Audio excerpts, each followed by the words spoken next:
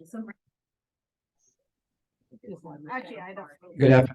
Welcome to this Wednesday, September 6th, 2023, regular board meeting of the Board of Trustees of the Sequoia High School District.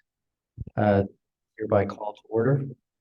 Do we have any members of the public interested in making comments about our closed session items?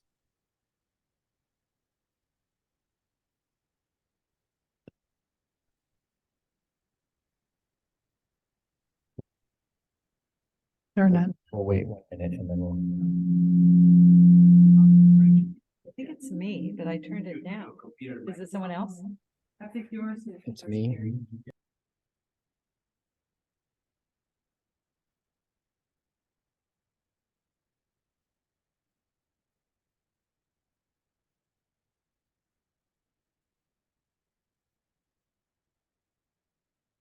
Okay, seeing no comments, we will recess to closed session.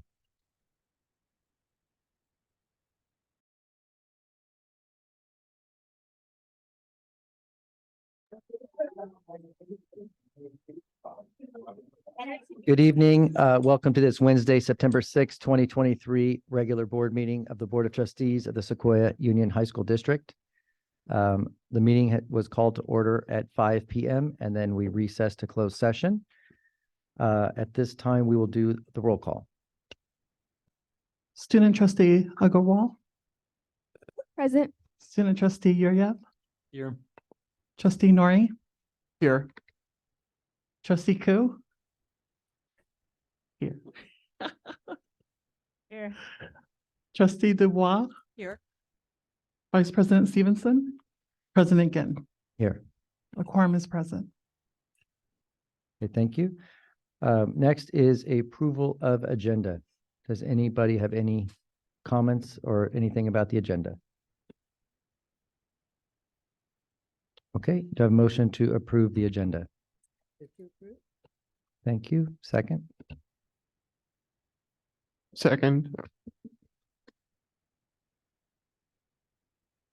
Okay, everyone in favor of approving the agenda?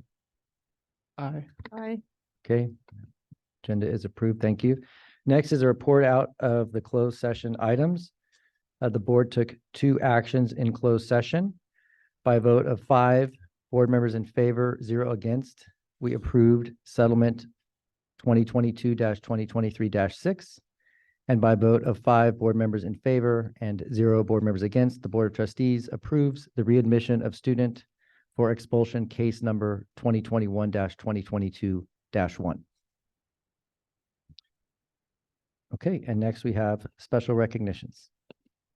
Thank you.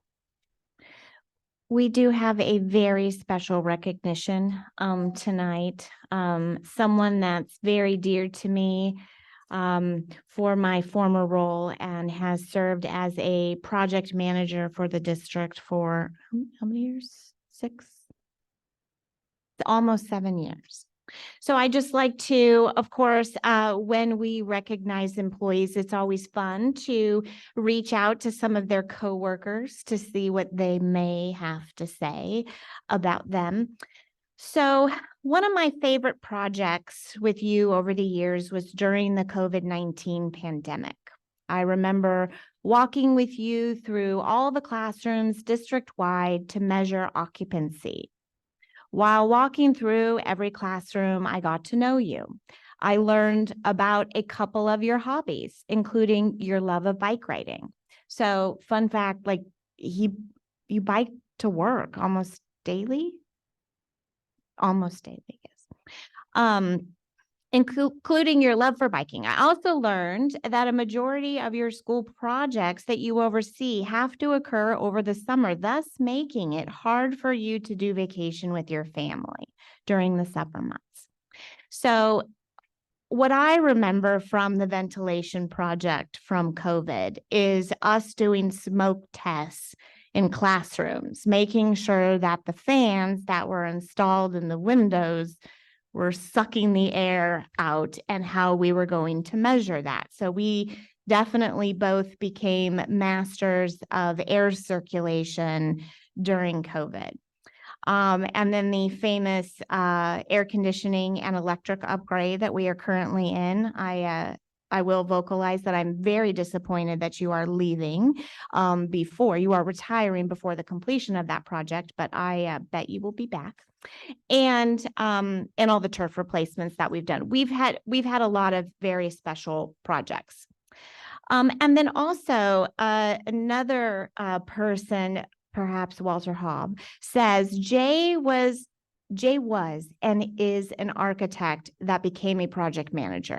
So that is very true about Jay. We really lucked out when he became a project manager for the district because we really acquired an in-house architect that allowed us to do a lot of projects in-house at the school sites that we would have had to farm out. So that was a very nice add-on to his qualifications. So what makes Jay special? He cared and still cares with retirement around the corner. My department, M&O, and many of our stakeholders will miss him for his dedication to do the right thing. Remember, tonight is not your retirement. You owe the district and Walter a few more weeks. I will try to keep the stake out of your hearts when your wife and family will enjoy you the rest of your life. I think how Cabinet was able to really interact with Jay is on the carpet replacement that we did pretty much the whole district office over this summer, which was interesting because when you walk around and you look at the carpet, you're like, why is it already dirty? Because it looks dirty. And Jay was adamant that there's no way that this is dirt. So he definitely went into investigation mode so that we could discover what these marks were, because we're not that dirty, on the carpet to get it replaced. So he is a perfectionist at heart.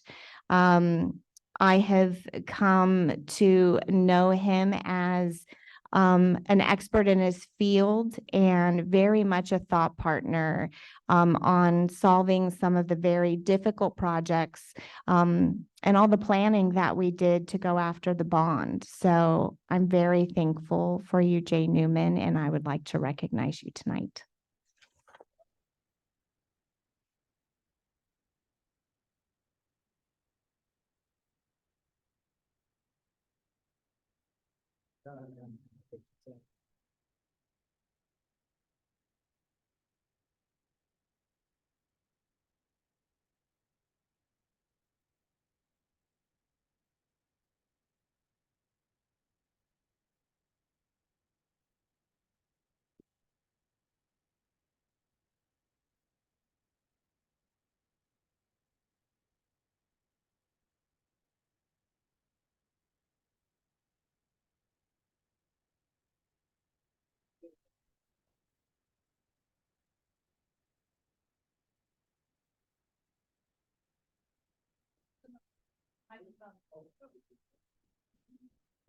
Anyway, I wasn't really prepared to say it, but thank you very much. Very kind words.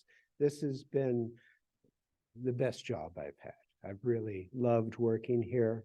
My whole life has been devoted around architecture, but this was added a whole other dimension to my career working here, actually building things for the first time. And it's been an honor. I appreciate it. Thank you.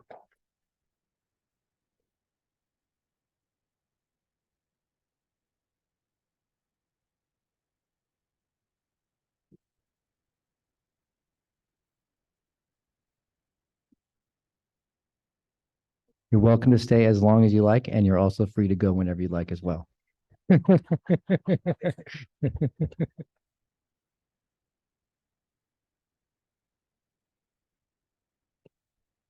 the next item is public comment. This is a time for members of the public to make comments about items that are not on our agenda. Do we have any members of the public wishing to make a comment about any items not on our agenda?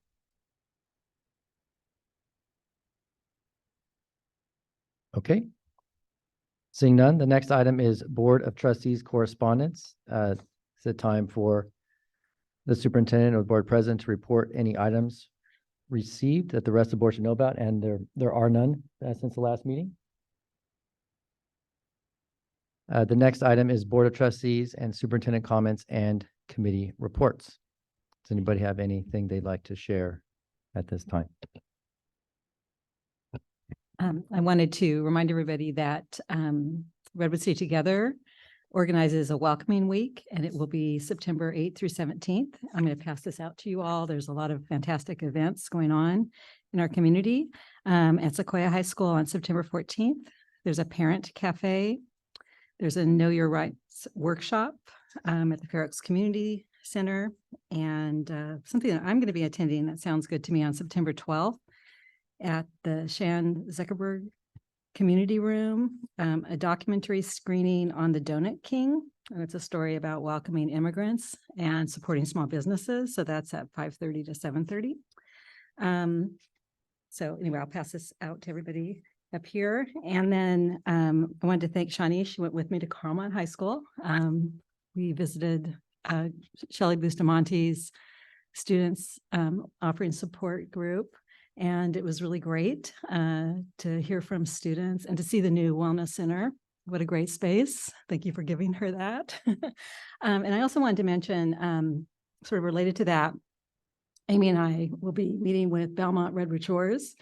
And I think I've been part of that for, I lose track, 7 years, the 2x2. And I think for 7 years, I've been saying I would really be interested in knowing what substance abuse prevention programs are going on at the feeder schools, at the feeder districts. And I've been asking, and this year was a new format. I could put whatever I wanted on the agenda. So I put it there again. And the response was kind of different. It's like, well, why would we talk about that? So I took the response back to the students. It's like, do we need to be talking about this? And what did you have in elementary or middle school? And the students can't remember anything. And they said, we absolutely need it. And I know that was the target audience of students who are most concerned. We did talk to a student who has overcome very serious cocaine addiction, but it is an issue. And I'm looking forward to talking about it. And I think my dream is really to know what all of the feeder schools are doing, because kids who start using in 8th grade are really more likely to cross that line into addiction. And it's a horrible disease. And I'm also concerned because not only is this maybe it's not happening at our schools, but it's happening in our community, this culture of alcohol abuse and drug abuse. And then it's also prevalent in college. And addiction is a horrible thing. So I think we need to be doing more. So I'm looking forward to hearing what Belmont Redwood Shores is doing, along with the rest of our feeder districts. That's it.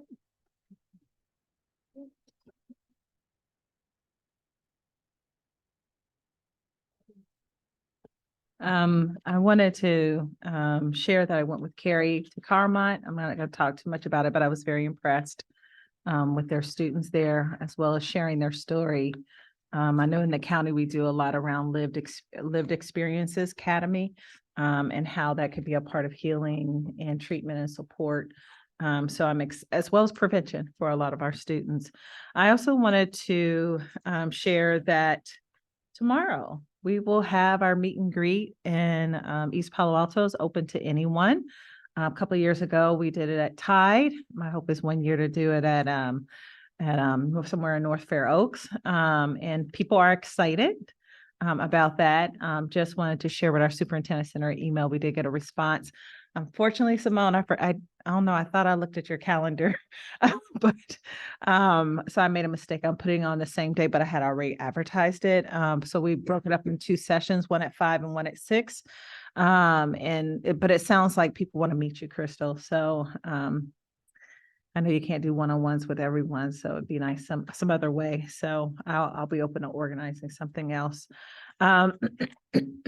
Excuse me. And the other piece is that I have been talking to folks in the community. People have just voluntarily sharing that they like Thai. Some people have shared that they've had a good experience at Carmont. So I'm hearing better and more stronger feedback around that. So I thought I'd share that feedback. And I've also talked to staff. Many people are very interested in the strategic plan. So I think it's timely that we're talking about it tonight. I know tomorrow I'll be sharing with people we're doing the strategic plan and how important that is to setting our future and ensuring that as many voices can be engaged as possible. So taking up that charge for myself. Sorry about that. And so we're just really excited. Just want to share those few things. And I know that there's a couple of community meetings coming up that people have invited me a part of. And just for our board to know that I am part of the Ravenswood Vision team for their strategic plan in Ravenswood. I'm happy to go next. So, couple interesting things. One, kind of related to what we talked about slightly before.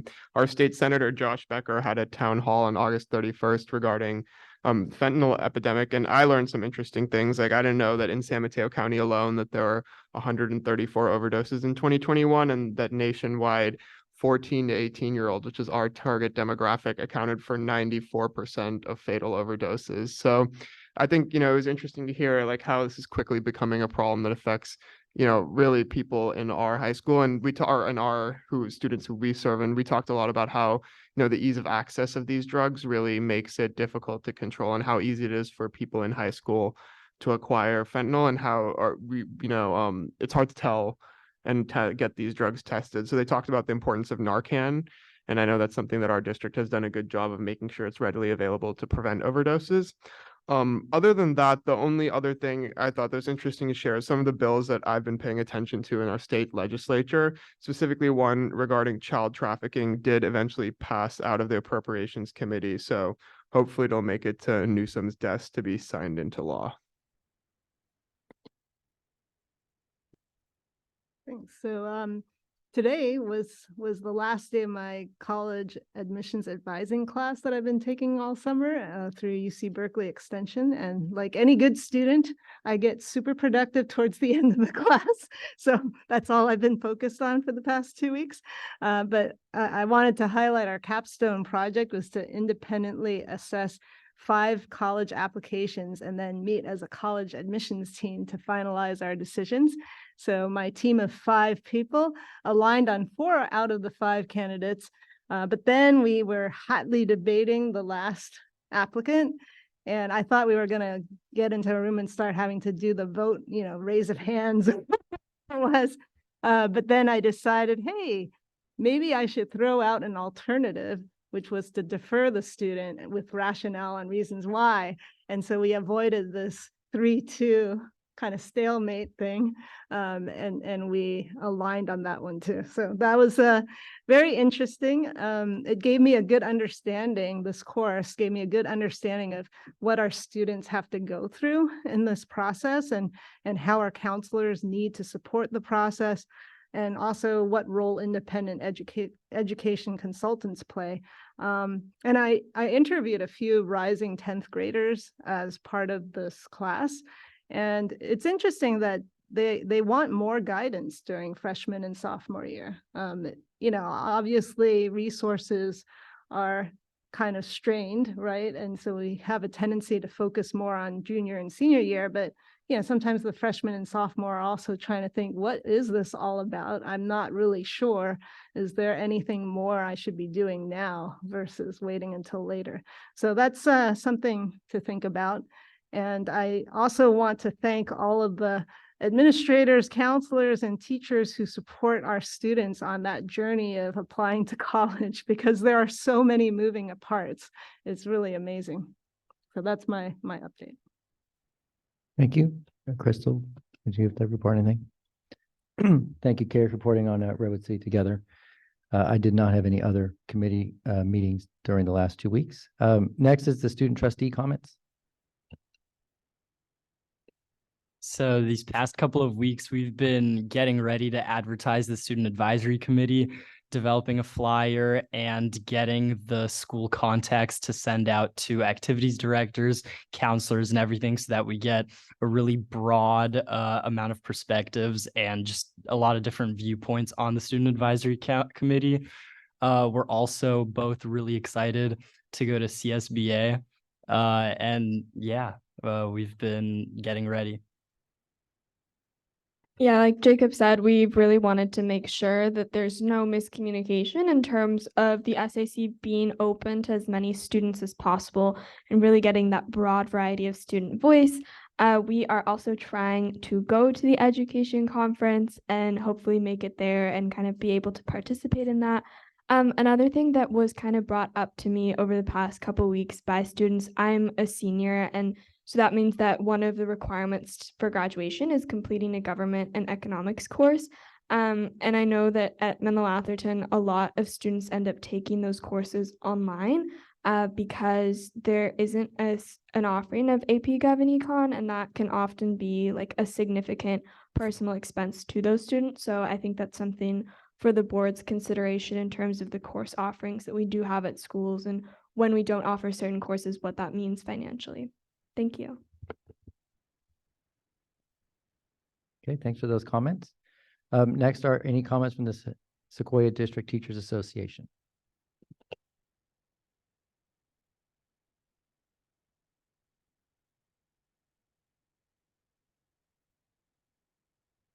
Good evening. I ran in late from our very first executive board meeting of the year, preparing for next week's first legislative council meeting of the year. So it still feels relatively new, even though we're all the way in the second month of the school year now. I wanted to take this opportunity to announce we have a new treasurer. Who was appointed in lieu of an uncontested election. So congratulations to Tommy Frank from Menlo Atherton. And we also have 4 new site reps who were also appointed, who put their names in for a fall election, but all are running uncontested. So we saved the expense of an election, much like our county does when our trustees run unopposed. So with school getting underway and people feeling more, I think, settled into their classrooms, and with the heat abating a bit for right now, people are excited about the opportunities we have coming up next week with the PD Day. And I am getting lots of questions about the strategic plan. So I'm looking forward to today's discussion. Thank you. Thank you. Do we have any comments from the American Federation of State, County, and Municipal Employees?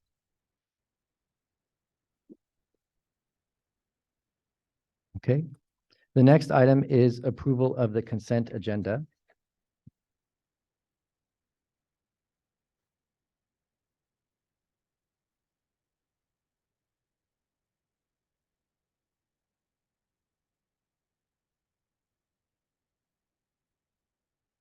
Board action to approve the following items is taken simultaneously with one motion, which is not debatable and requires a unanimous roll call vote for passage. The action indicated on each item is deemed to have been considered in full, and action taken as worded therein. Only members of the board and the superintendent may remove items from the consent agenda. Members of the public may provide comments at the start of the consent agenda item, which may convince a board member or the superintendent to remove an item for further discussion. The motion, when it is eventually made, will be to waive the reading of the consent agenda, accept the reports, adopt the resolutions, and approve the other items. With that having been read, does any member of the public wish to make any comment about any item on the consent agenda?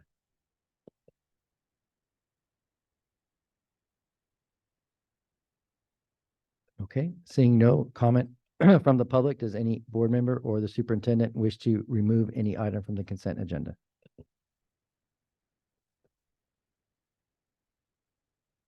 Okay, seeing none, do I have a motion to approve the consent agenda? Thank you. Second. Second. Thank you. Roll call vote. Student trustee Agarwal, Yes. student trustee Yuryev, Yes. trustee Nori, Yes. trustee Koo, Yes. trustee Dubois, vice president Stevenson, Yes. president Ginn. Yes, Motion passed 5-0. thank you. Next is our information item, the opening of school reports.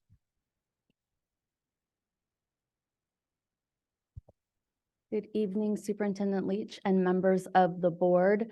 The first week of school this year, I came home and my husband was victoriously waving a mini Twizzler candy in the kitchen. And he said, "This came home for me in our first graders folder." He said, "You missed it." But in Ms. Smith's 4-page first letter to families for back to school, she put a secret code towards the end. And if you emailed her that you'd read it all the way through, she put your name on an envelope and she put a candy in your kid's folder and you got a prize. And I did not earn a prize that week. I have earned one every week since, because that's the sort of petty thing that motivates me. I am still trying to figure out what motivates some of our principals who work tirelessly and do an incredible job at all times. And I feel so fortunate to call all of them colleagues. That said, alas, after very clear instructions and many years of this event, Sean Priest brought swag to give to you tonight, even though we all agreed we wouldn't give swag. So I don't know what Sean Priest mini Twizzler is, but I will find out. So we are going to do this in alphabetical order tonight.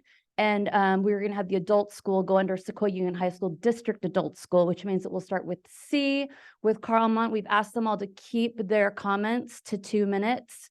They would love to say more to you about their schools, but I appreciate them understanding that 2 times 9 is 18. So without further ado, Gay, please come tell us about Carlmont's opening. I'm even setting a timer. You're the bomb.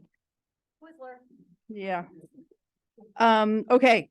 I decided to talk about Carlmont in glows and grows. And so hopefully the glows are going to take up 1 minute and 50 seconds and the grow will just be 10 seconds. So we are off to a strong start at Carlmont High School.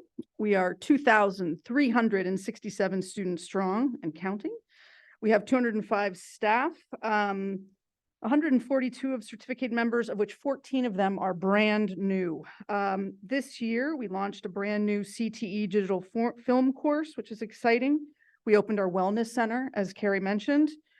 We've launched a girls flag football team, and their first game will be in 1 week from tonight versus Aragon. So please come watch, because it will be taking place on our brand new football field. So again, thank you to Jay, who already left. And we also have new tennis courts that look fabulous as well. And all that feels good. It's great to have the school year started, but it's not all rosy. It's not like Lake Wobegon up there. We do have some grows.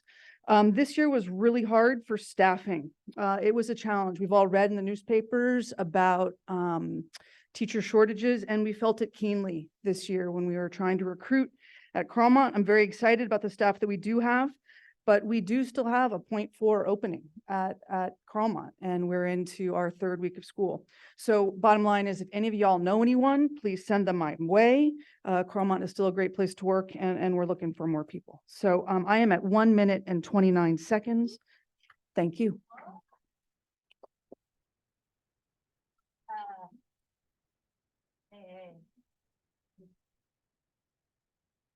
Good evening, Superintendent Leach, board members, and cabinet.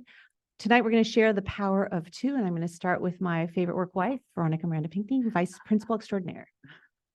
Okay, I feel really weird because I'm not a principal, but I just have to share that we've had an awesome start because we've made sure to teach expectations. Come from an elementary background. So when I came into the job, they told me we have major issues with discipline.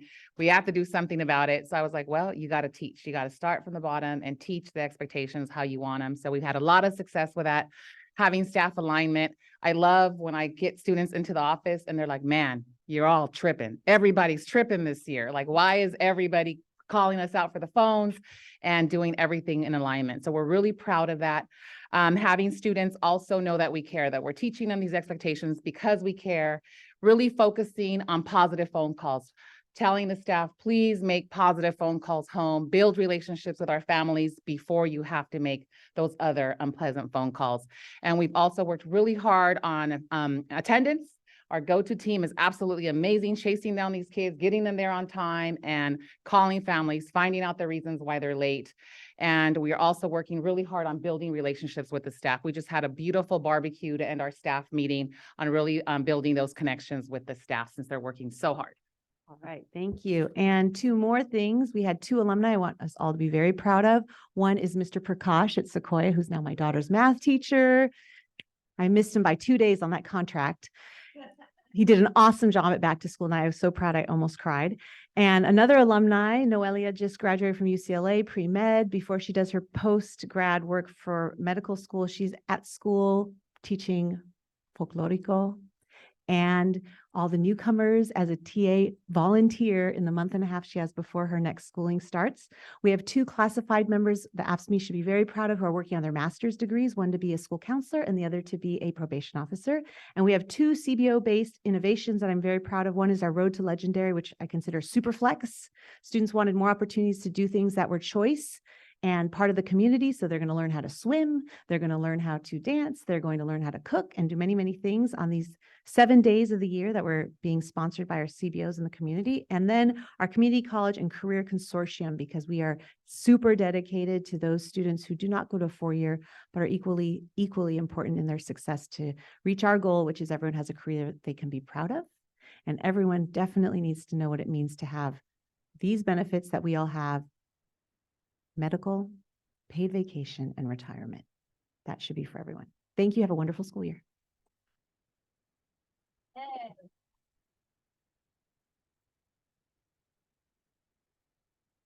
All right. Thank you, everybody. I'm just, as Bonnie's amazed at the work that principals do, would like to thank some of our staff. Just custodials, admin assistants, guidance counselors. It's super impressive to see the amount of work that goes into opening school, and these people do just an incredible job. Every year, it blows me away. This year, we focused a lot, as we do every year, but maybe a little greater emphasis on building community. Also, our teachers and our paraprofessionals in the classroom have done a great job of focusing on building community in the classroom. I hope that you've experienced that. We actually started the year with a workshop led by Peninsula Conflict Resolution Center on how to value every student, how to build community through restorative practices. It was very well received by staff. We're excited to see the implementation of some of those strategies in the classroom.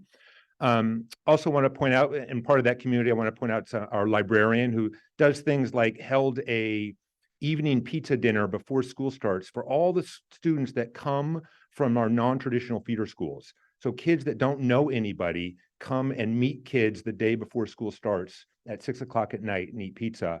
And it's a great way for me to meet families and kids. Just really some of the great things that our staff does.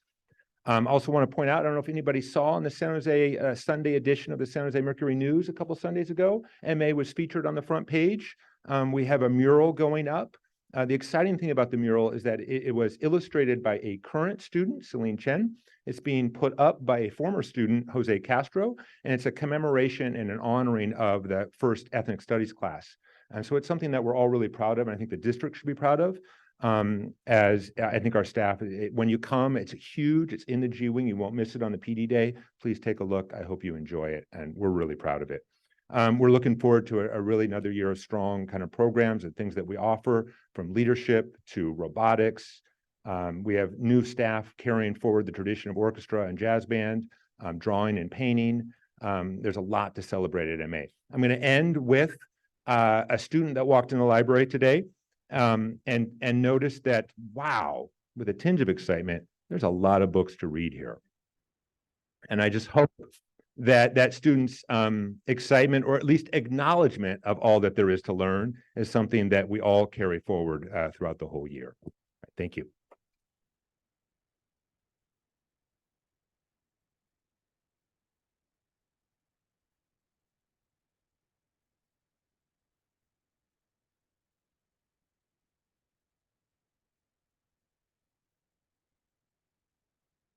Good evening, Superintendent Leach, Board of Trustees. I'm going to read this so I get through everything. I would like to thank the middle college team for a great start of the 2023-2024 school year. I would also like to acknowledge that this is the 25th year of middle college. This is a great accomplishment for the middle college team, the students and families that have participated, Superintendent Leach and our cabinet, the Sequoia Union High School District Board of Trustees, and President Kim Lopez and the Kenyatta team. Thank you all for all who have been involved. We started the school year on August 8th with a week of orientation. Our students were able to meet their new classmates, the middle college staff, hear presentations from Kenyatta professors, tour the campus, which included the bookstore and the kinesiology building, and participate in a scavenger hunt. One of the bonuses of our orientation week is that students participate in team building activities that help our new students build community and gain some confidence around campus. Our teachers not only operate as the subject matter experts in English, social studies, and college and career, they also operate as advisors. So we spend some time going over how important that role is for students and how they can use their expertise to help them navigate on a college campus. We currently have 96 students, which is an increase from the 83 that we ended with last year. For the spring semester, 42 were on the dean's list out of the eligible students. Over the summer, we had 13 students who were on the dean's list out of the eligible students. Just so you know, to be eligible, you need to have at least 12 units. Of our current 96 students, they are enrolled in 325 college courses. Think how much money our families are saving toward their child's college education. We have several students in leadership positions and associated students of Kenyatta College. A group of our seniors are continuing the Environmental Sustainability Club that they started last year. Lastly, we have a group of new juniors that have started a new pickleball club. I have even been challenged, which I will gladly accept. I got to get in better shape though. We look forward to another exciting school year on the Kenyatta campus and send an open invitation to all of you to visit. Thank you.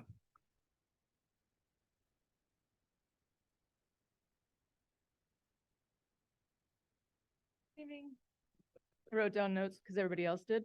Just need to be like everybody else.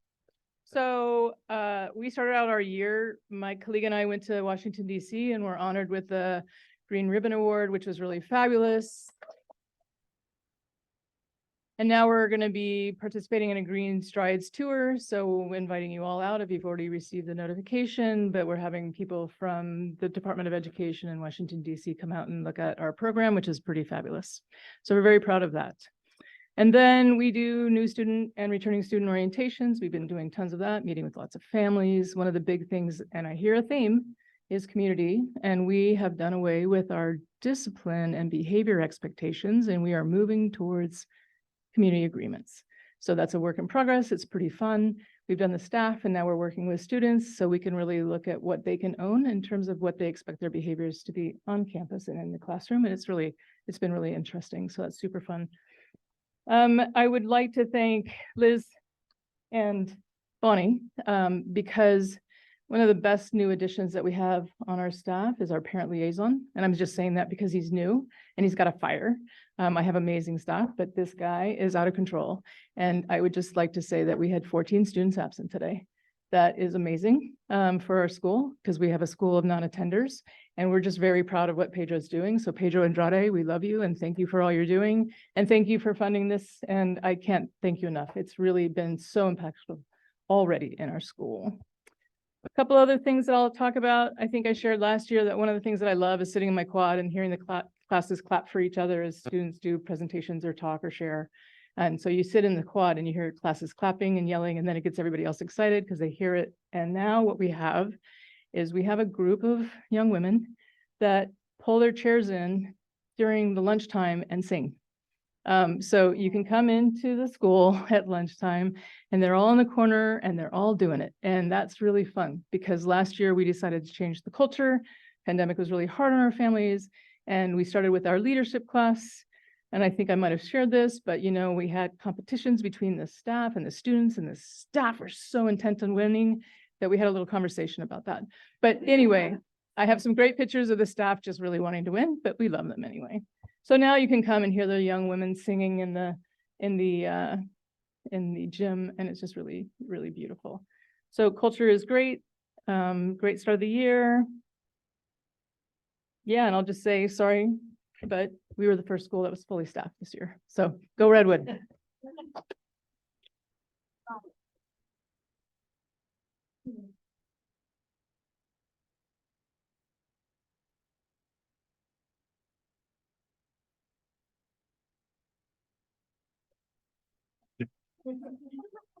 Okay. Apologies to Trustee Stevenson. This is an abridged version of the presentation you heard last night. I really appreciate you being there for our welcome meeting. It was nice to see a friendly face in the audience. So in order to succinctly describe what the start of school has been like for Sequoia students, staff, and families, I'm going to stick to the numbers. So with apologies to the old Harper's Index, here we go. 1,899 students are currently enrolled, and 78 are wearing backpacks provided by our Family Center via the Education Foundation. This includes each and every one of the 24 newcomer ELD students who have enrolled at Sequoia since August 16th. That's about one new student every day and a half we've been in school. 350 athletes are currently participating in JV, varsity, or freshman level in 9 fall sports. 9? Aren't there 8 fall sports? No, we have a brand new varsity sport this year, one girls flag football team with 20 participants. The cast, crew, and pit orchestra is now at 104 for Urinetown, Sequoia's fall musical. So between sports and theater right now, that's about 25% of our school. And the rest will surely be well represented at one of the 55 tables that are reserved during lunch next Friday at the annual Sequoia High School Club Fair.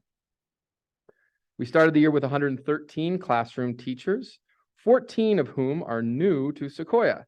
And because they have demonstrated in their hiring process that they love collaborating with colleagues, are perpetually eager to grow as professionals, and love working with kids of all backgrounds, we are confident that 100% of them are going to have a successful first year on our staff. 48 of Sequoia's teachers will be teaching one or more of the 20 IB courses offered at Sequoia, spread across 81 sections, meaning that Sequoia is not a school with an IB program, but an IB school. 1,249 tickets were sold to Sequoia's football home opener last Friday against Patterson High School. We lost 42-0. 2,321 miles were traveled by Sequoia's football team for their season opener against Kealakahe High School on the Big Island of Hawaii, a game that we won 34-0. 140 headsets were used during the various silent discos hosted by our ASB during last Friday's minimum day. It was quite a sight to see. There have been 152 books already checked out of our inimitable library and media center. And our PTSA last night tabulated that 4,200 volunteer hours were served by community members over the last 12 months. We began our year with 3 entreaties for our staff. Entreaty number 1 was to stay connected with the person who was hired at Sequoia. That person's ideals, values, and optimism represent an authentic version of ourselves that is worth celebrating. Our second entreaty was that we prioritize play, joy, smiles, and laughter in the safe, unique, and interactive settings of our school environment. And entreaty number 3 was that we engage with resources and discussion around changing technology in our profession and how new tools might bring our values and practices closer together. 100 is the age of our campus. Whew, boy, does it feel like it. And we're excited about Measure W. And finally, there were 475 limited edition beautiful tote bags that were ordered for 9th grade orientation. We have a few left over, and they are very popular and very stylish. And I'm going to leave them here. And if you want to pass them along, they're a very cool conversation piece to take to the farmer's market or to lunch. As our school feel. Thank you very much for listening. Appreciate it.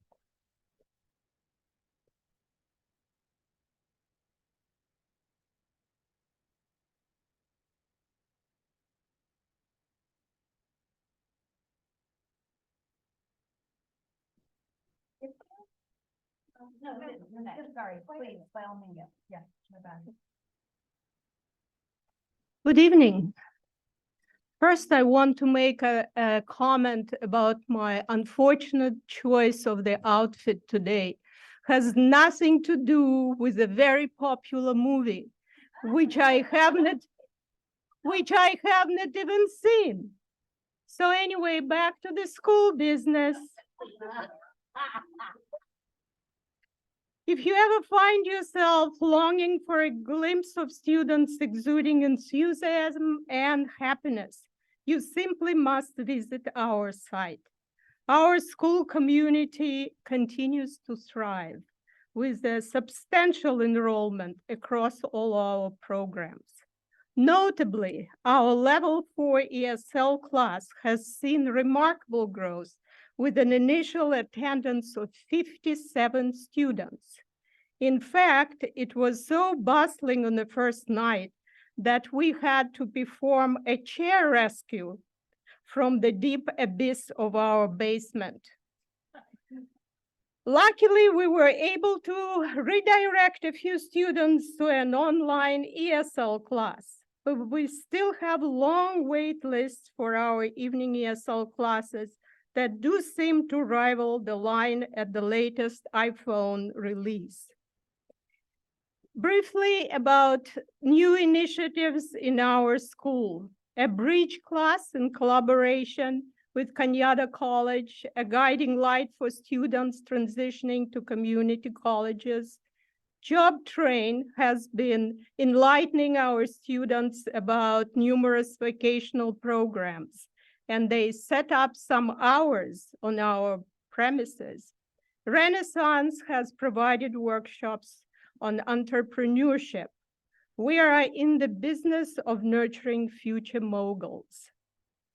This year, we are embarking on a journey towards an integrated e-commerce class with ESL support, thanks to our collaboration with Goodwill. Think of it as an online shopping experience with an educational twist. In collaboration with San Mateo Community College, we are in the process of crafting a dental assistant pathway. Finally, the crown jewel in our endeavors is the Student Ambassador Program. We are committed to actively engage our students in school life while teaching them valuable soft skills and fostering their charm and charisma. By the end of the year, our students will be versatile enough to handle dental problems, organize your closet, and even help you cash in on eBay. But beyond all these fantastic initiatives, our school is all about the friendly and spirited learning community. Please consider this an open invitation to visit our school.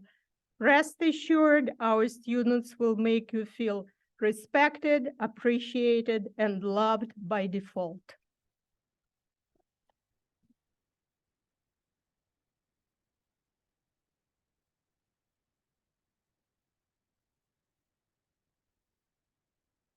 Good evening, Board of Trustees, Superintendent Leach. I want to thank Tide staff for a great school opening. We are awesome, amazing, and fully staffed except for a senior school secretary, but everybody pitched in and has been amazing, and that changes next week. Thank you, Research and Evaluation Department. I'm grateful. We started with amazing PD on strong student discourse and restorative practices focused on impromptu dialogue for community building. And today, 7 Nucleus teachers did academic tutorial training, which will be infused into our Nucleus classes, led by our wonderful AVID coordinator, Rachel Andres. Tide Robotics is going to be in their first competition, and the students are so entrepreneurial, they managed to raise some very nice startup donations and recruit more female students. We also hosted our orientation. We continue to get transfer requests, and we are going very strong on recruitment. The shadowing requests are coming in every day. So I think we're very, very excited about that. And I've given like 4 tours in the last 5 days. So Tide is definitely on the map. For some reason, juniors really like us and are transferring in and in and in. And we're working on the other grade levels as well. We also checked in with our department leads yesterday, and they reported a positive start to the year for students, less schedule movement this year. And yes, our dual credit classes are off to a much smoother start this year for some things we put in place with our Foothill partners. I thank Crystal, Jay, the district for the facility improvements we needed to maximize the learning spaces. We now have panels in our multi-use game room that do not effuse some kind of smell. It's a lovely room to be in now. We removed a wall in the innovation lab, opened up the space. And thank you for the art furniture for the art program. So we are very grateful for all of that. And then I guess I'll say we learned that Say Something does work this week, and back to school nights tomorrow, and we're very excited about it. So that's all I have for Tide. Thank you.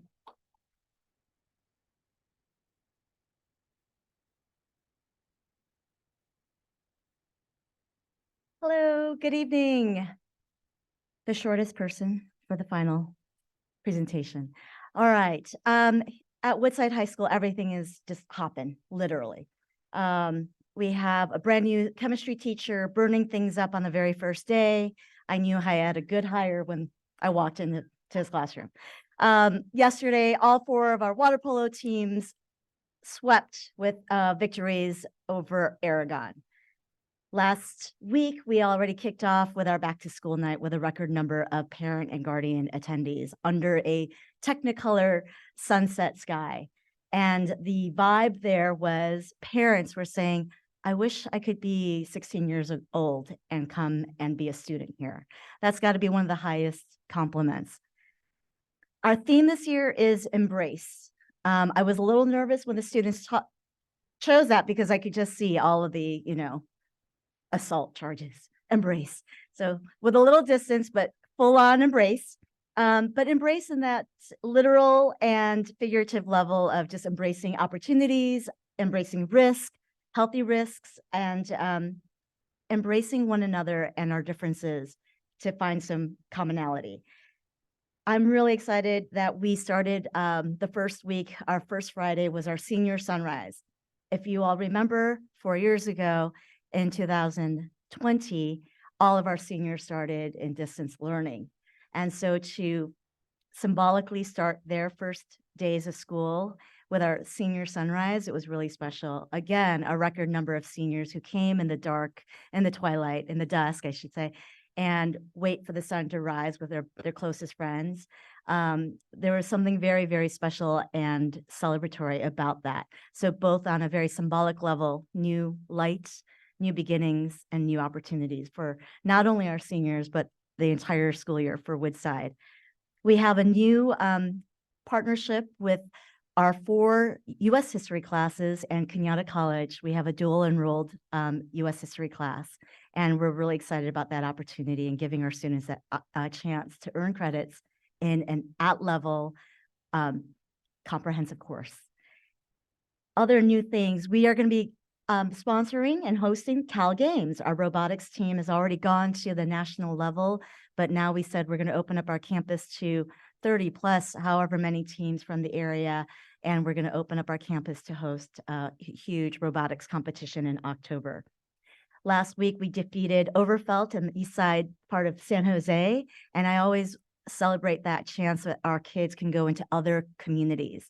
That opens up who they are. It opens up their empathy, their respect, and value of where they come from. That was a huge victory. But what I'm really excited about is our flag football team just recorded their first victory today, an hour ago, against Menlo School just down the road. The score was 31-30, and big victory photo. I'll make sure that I send that out to you guys. And that is why it's exciting. It's Steve Young's flag football team.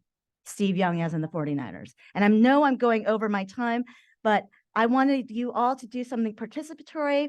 If you see our photos in newsletters and everything, and our kids are throwing down some signage, it's not a gang sign. Everyone put your fingers together and your thumbs with a big W. It's also for win, for Woodside, okay? And you'll see a lot of that because there's a whole lot of pride all over Woodside. And I just wanted to share that the theme, lots of good vibes on campus. So thank you all. And one final shout out is to our parent booster groups. We can't do all the things that we want to run at a school like ours without all of our parent boosters. And while we've named our classified staff and our certificated staff who are doing their thing, all of our parents behind the scenes, in the front lines, in the concessions, raising funds. Thank you, Woodside parents and community. Thank you.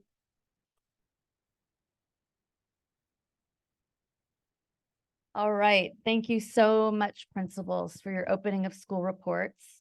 I'm delighted to say that I sent Gay Buckley-Murray a text asking her what her favorite certain something was, and I will be delivering it to her site with a corkscrew.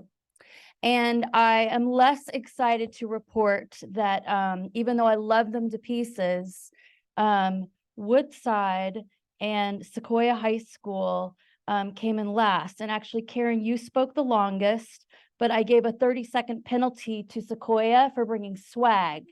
So it's actually an even tie. We thank you so much for your time, and I didn't know if the board had any comments. Did we have public comment first? I thought I saw a hand.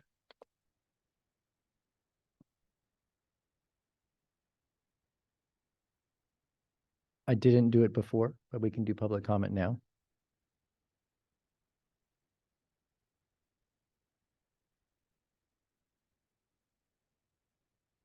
If the public comments about the opening of school report.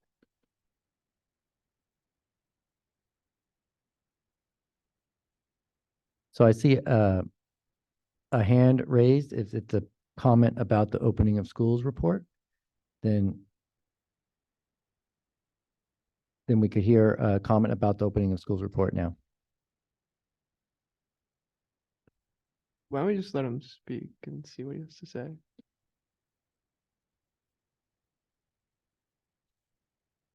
Okay, so if the comment is about the opening of schools report, we can hear the one public comment now.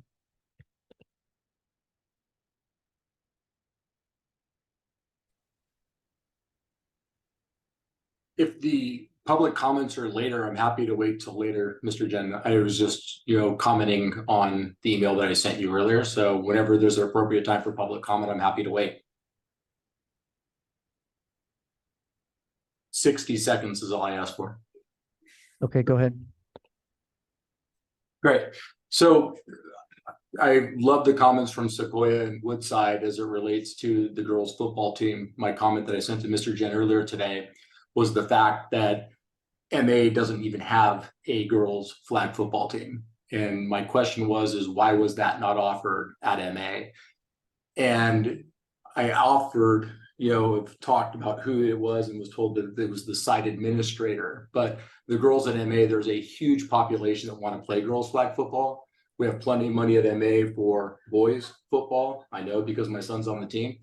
And my question to the board is, I know it's not your responsibility to allocate what sport is being played or how funds are allocated, but I think there's a minimum obligation of the board to make sure that girls programs are being offered equally to boys and that the girls are getting an opportunity to participate in something like flag football, which was a CIF approved sport come February this year. So if the board is willing to, I'd love to hear your comments on it.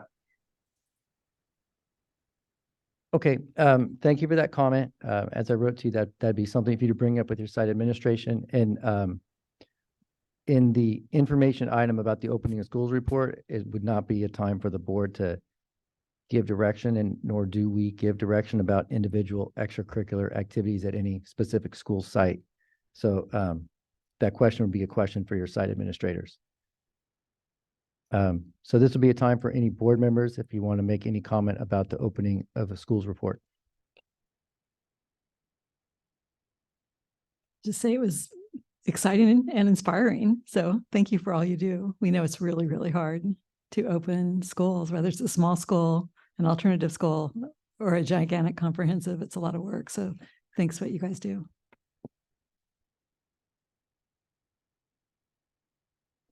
I'll also say I appreciate a lot of positive energy, and it sounds like everybody's really excited.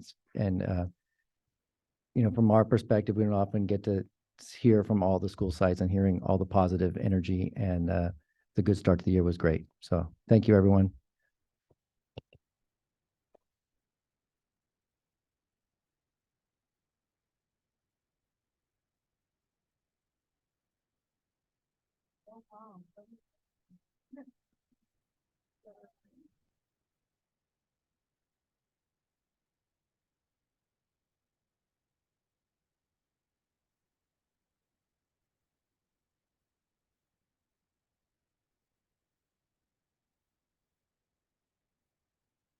Okay, we're just going to give a minute for the principals who are leaving the room, and then we'll be doing the discussion item about the strategic plan kickoff. If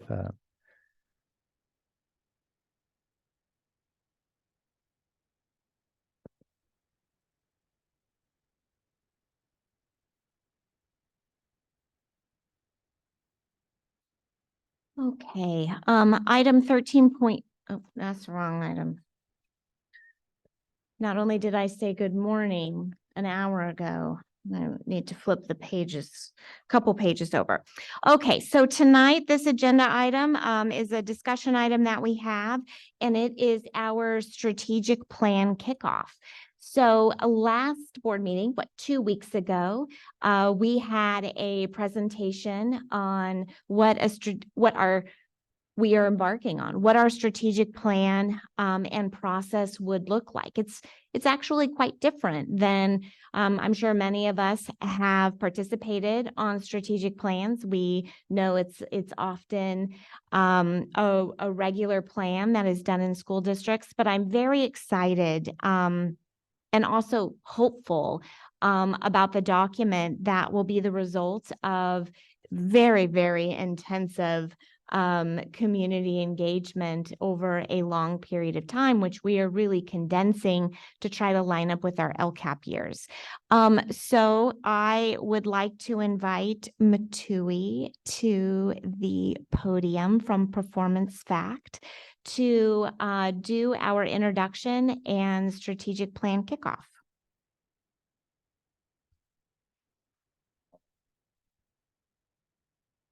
You want to do that first? No, I think we could do it after. I think we should do it after. for the members of the public that are attending, we will do public comment after the presentation so that the comments can be related to anything that you see or hear in the presentation. So we will have a public comment, but we'll wait till the material has been presented. Good evening, everyone. Nice to reconnect with you. I was very excited about the presentations by the schools, 9 different building leaders presenting 9 different perspectives in terms of what their work is, what they plan to do this year. The one thing that struck me is just how unique each one of the presentations was, what they chose to emphasize. And the other thing that struck me is the fact that underlying all the different things they're doing, there's one thing they have in common, and that is how to ensure success for every student in their care, whether it's, a Tide or EPA or Woodside or, MA, each one of those schools, they all have the same goal. And the essence of strategic planning, at least the way we approach it, if you look at the very first line on the screen, we talk about moving forward as one. How do we coalesce around a common vision for all of our students and all of our schools? They will get there in different ways. They'll have different strategies. So there's still a lot of flexibility in terms of what happens at each building. But just imagine how much more powerful the outcome will be for the entire organization if you could agree on a very small set of goals, some very clear measures, some very clear targets, and a roadmap for achieving it. That's the essence of strategic planning from our perspective. I'm going to have my colleague Rose introduce herself, and then we'll come back and walk you through the presentation. Hello all, I will be working with the teams. My name is Rose Wagner. I joined the Performance Fact team in January. Before that, I was a school building administrator, a district leader, and a math teacher at heart. High school math is my home. I'm excited to be working with your community this year. Thank you. Thank you. Does everyone have access to, do you have a hard copy of the, perfect. 2 things I'd like to suggest we focus on. One is for Rose and I to walk you through the process. I think we touched on that a couple of weeks ago when you invited us to join you by Zoom. Then the second part is really to engage you in, how does it sound to you? What kinds of things should we pay attention to make sure it's successful? Because context really matters. We've done this in more than 100 school districts and at the state level, including for CDE on 2 separate occasions. But each client we have exists within its own context, and it's that context we don't know, and we're really looking to you to guide us, and the superintendent and Bonnie and everyone else we're going to be working with to help us through the context. We very sure of what we're doing, and we have a lot of experience, more than 20 years, again, in more than 100 school systems. But again, each one of them is unique, and it's what will make this work for your district. That's where we'll need your guidance. Okay, we don't have any particular agenda. We don't sell anything beyond what you're buying, which is for us to facilitate the process for you. And we'll get into that process in a few moments. So those are the two objectives: just overview of the process, and then your feedback, your guidance for us on how to make sure it's successful. If time permits, we'd like to have you experience one of the things we're going to be doing, which is setting some very finite set of goals for the entire institution. If you were in charge of doing that, what would you recommend? And we have a small database we're going to ask you to take a look at. And that's just to model how the process actually works in practice. All right. Is there anything else you'd like us to cover, Crystal, Bonnie, before we adjourn? Anything else? Okay, so, and Rose, you can chime in anytime, please. Okay, we call this student-centered strategic planning, and you see that focus on students coming through in our model. What I want to emphasize on this page is the blue circle, where we define our role. We take this very seriously. Our role is to serve as a guide, and a good guide does not command or control. It wouldn't work anyway. But a guide does recommend things. A guide does direct. And you're under an obligation to take the direction. We just invite you to entertain some of the things we might suggest to you. But at every point in the process, it is you who make the final decision. So that's really very key. We have our 4 additional colleagues who are not here today. They spread out around the US. Val is in Minnesota, Kay is in Chicago, Lauren is in Vermont, and Amrit is just down the road in Union City. The core values of our organization was actually what gave rise to the name of the organization. It was the values that I came up with back in 1997. And then I said, what am I going to call the company? And this little voice said, just play with the letters. And that was how Performance Fact came about. We believe that the foundation of all the work we do is about trust. It's the foundation of any relationship. And we place a very high premium on trust. And we hope that if you give us a chance, we'll earn yours too. So why plan? Primary purpose of planning, we suggest, is alignment, getting all the arrows going in the same direction towards common goals. If you look at the arrows on the left and the arrows on the right, it's the same set of arrows, but the configuration is different.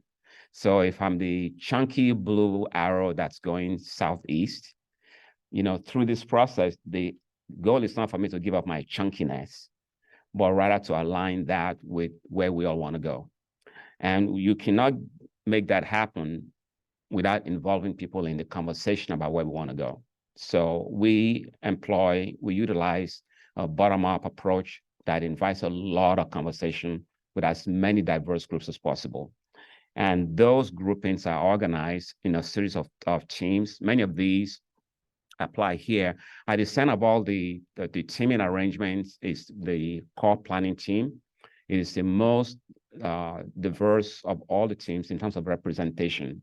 It has students on it, it has teachers, it has administrators, parents, community members, pretty much a broad cross-section of the entire community. And that core planning team, between 20 and 40 people typically, is the one that's going to work with us to make sure that information goes out and it comes back in. Think of them as the integrators of all the things that are going on. Again, it's the most diverse in terms of its representation. We have a separate track just for students. We call it the Student Voice Team. We'll meet with them several times. So the core planning team is one pathway. The Student Voice Team is another one. We're now doing a family team here. We've done it in some other districts. The family team is part of the community forum and the core planning team. The instructional focus team, as the name implies, is focused primarily on teaching and learning. So it's about 25 to 30 people, mostly teachers, some counselors, some building level administrators. It's the only team in the configuration that's homogeneous. And although we all have something we contribute to instruction, we really want to elevate teachers especially and give them a platform to tell us, what they make, what they think of, all the ideas that will be coming from everybody else. All the other teams are integrated. The S/D refers to a process we'll go through partway through the strategic planning. Long before it's done, we will take the draft plan that's developed by all the other teams. It will go to every school and every department in the district. So you get that feedback long before it comes to the board. So all the teams are doing their work, but we compiling the information, and we'll take it to every school and every department in the district. The alignment team, tongue in cheek, I describe them as your movers and shakers. Those are the sorts of folks who are like partners with the school district, your business folks, your higher ed, your community-based organizations, your political leaders, those groups or institutions that will be credible partners. Now you want to have them to help influence the work. We'll have at least 2 sessions scheduled with the board. We have a couple of community forums scheduled also. Those forums are open to anyone who lives within the district. They'll be held in the evening. There's no faith team here. Only one school district actually has ever invoked that, and that's Fairfax School District in Virginia. And then we meet regularly with the superintendent. I spent time on this page to let you know that this is a very organic process, where you have conversations going on at multiple times in different configurations. And we will be bringing those back to the core planning team to make meaning of it. Okay. Let's see. And, okay, it's lost in translation. This actually had the calendar. So when it was converted, perhaps do you have a copy in yours? Oh, is yours blank also? Oh, you can see, okay, great. All right, so this must be a PC. I had to say that, yeah. But as you can see in the copy you have, we got a bunch of sessions scheduled. The core planning team begins meeting tomorrow. They made a commitment to 5 4-hour sessions, so it's a 20-hour commitment on the part of the 25 or 30 folks on the core planning team. And that first meeting starts tomorrow at 3 p.m. And then we continue again on Friday at 3 p.m. from 3 to 7 p.m. The instructional focus team, I think we have 4 meetings scheduled with them. All of them have full day sessions on site. So it's a huge commitment in terms of the time they've been asked to put in. And the alignment team, I think we have 3 meetings scheduled with them and so on. So I didn't do a count before this meeting, but there'll be at least 20, maybe 25 different sessions on that calendar. Okay. So what will we be doing exactly?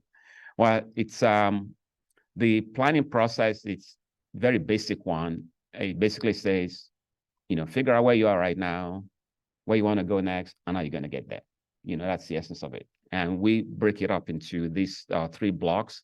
We start everything by looking at data, and we've actually just finished compiling the data on student learning and experiences, student survey, the performance on test score, attendance, absenteeism, state tests, advanced placement courses, AP, IB, discipline. So we have a 35, 36-page report, which the core planning team will be analyzing tomorrow. So we compile it.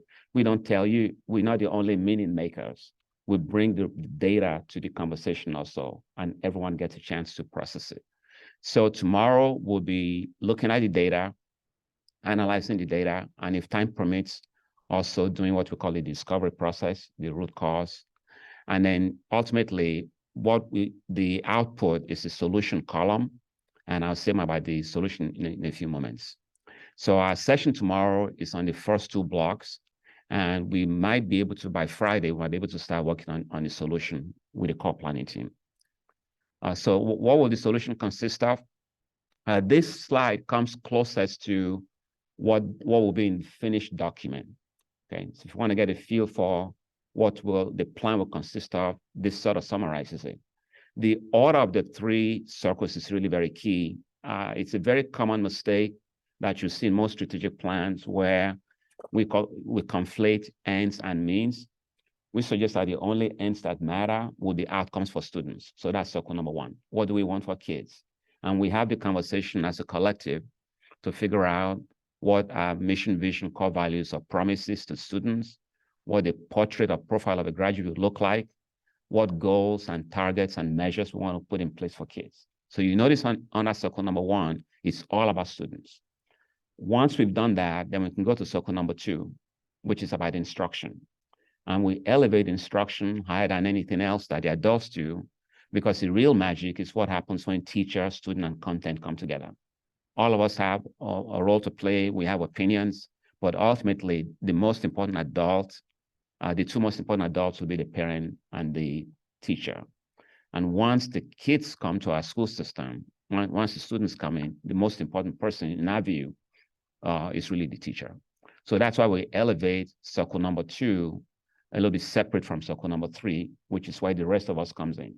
So kids first, teaching or teachers second, and then the infrastructure to support teachers and teaching will be third, right? So this page, again, comes closest to giving you a feel for what the content of the final plan is going to be. And so that's really all. So if you, the takeaway, maybe just three takeaways. One, it's a very open, collaborative process. It's very heavily based on data, on evidence. It's about having all of us coalesce around a common set of goals and a roadmap. We don't allow voting. There's no point in our process where you will vote. Everything is through consensus. It takes a little bit of time. Sometimes it's kind of like making sausage. I mean, it's not always pretty, but when you get there, actually, it's actually the best way to go in our view. And then, finally, we have a really tight document that will have been developed by you in the context within which the district exists. That's what I want to say by way of setting the stage. We can open it up for, comments, discussions, feedback. I don't know if Bonnie or Crystal have anything to add or to set the stage. Okay. So any student trustees or board members want to have any comments or questions? It's up to you. Oh yeah, I'm happy to go first. I don't know like how this applies, but I do really like the thing about focusing number one on student learnings. I've been looking at a lot of other district strategic plans, mainly bigger districts to be fair. And I think a lot of them do kind of really say, our number one outcome of our school district is student outcomes, and like focusing on that as number one, I think is really important, because I do think sometimes we can get distracted from that in this district. The other thing I'm kind of, and I know I talked about this a bit with Crystal and Rich during our planning meeting, one of the things that, I really feel would be valuable would be to have specific goals and targets that are, very tangible. Like I think I've seen that in some districts, like in San Francisco, one of their goals is to say that every third grader will be able to read at grade level, or not even at grade level, will be able to read, and things like saying, every single student will end middle school like on track in math or stuff like that. I think it'd be nice to have some tangible goals that we can measure progress to, because some of the strategic plans that I can see can be like vague notions of good things that I kind of feel like we all agree, but like we've wanted to do these things forever, like like what's the actual tangible outcome that's coming out of it. Great point. The excellence target, that's part of circle number one. That's where that comes in. And again, if time permits, we will actually ask you, the board, to experience what the goals are. Those are the aspirational statements. And then it's the excellence target, as Mr. Norris said, that's where the rubber meets the road. What exactly are we committing to in terms of measurable outcomes? Yeah, a couple things I have after reflecting on the plan. So when you talked last time, we had suggested that the board be more involved, and you talked about how the meetings build upon each other. So I work full-time. I think most of the board works full-time. So when I looked at the choices for the planning calendar, I couldn't participate. And I would think that many parents in our community would not be able to participate. So one of the concerns I have, it feels like the plan is very geared to staff feedback. And even like if you break down the hours of each of the groups, like student voice is 10 hours. I wanted to actually be on student voice and I was told I couldn't be on student voice. Core planning is 20 hours. District leadership is 12 hours. Instructional focus is 34 hours. Alignment team is 4.5. The community input is about 4.5. And the board is the least amount. It's 4 hours. And really at the end of the day, the board and the community, I agree what you said about teachers, super important, the teacher feedback. And I'm all about that. The teacher voice needs to be elevated. But at the end of the day, the board and the community have to buy into the plan. And I've been thinking about all the training I've had at CSBA, that really the board, our job is to represent the hopes and dreams of the community, right? And working with staff, but it's the hopes and dreams of the community. So the concern I have, and also I'm in my 18th year as a board member, and I've had thousands of conversations with teachers from all kinds of districts. And often I hear from teachers that they don't like to participate in meetings. Yeah. They want to be in the classroom. They don't want to be taken out of the classroom. So I don't want to mess up the whole plan, but I'm wondering, this is a question to my board colleagues. One of the challenges that we have as a board is we are not aligned, and we need to be aligned with each other, and we need to be aligned with staff. And I'm wondering, 4 hours seems so little. And even the way that we would do it, at a board meeting, we only have a few minutes to talk.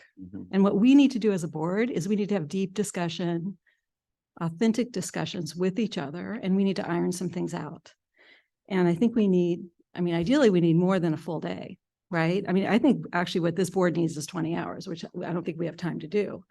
But I am asking my board colleagues, my recommendation is I think we need to have at least a full day facilitated with you, with your team. And I mean, maybe the topic could be something like leading for alignment, right? But we need to have authentic conversations. It's going to be we need that, because if we don't buy in, and there has been work in the past in the district that I don't know if the community was brought along. There's debate about that. So if we have parents that work, because this is a very expensive area to live in, right? In all of our communities and all of our feeder districts, PTAs and foundations are complaining that they can't get parent volunteers because of the cost of living here. Mom and dad both have to work, right? People can't retire when they're supposed to be retiring because of this outrageous cost of living. So I think the board needs more time so that at the end of the day, we buy into this. And then that concern for teachers, taking them out of the classroom. So the last point I want to make, I believe to do good work, we have to hear from people that we normally don't hear from. And people have to feel comfortable to push back, right? And I've attended, again, thousands of meetings. And I think often when we invite people to the table, they're not comfortable pushing back. And a lot of times the people who get invited are the people that think everything is wonderful. And to do good work, we need to hear diverse voices and people who can be honest and authentic. Right. And that's how we can really double check the work that we're doing and the future vision, right? And be more aligned with the community. Yeah. So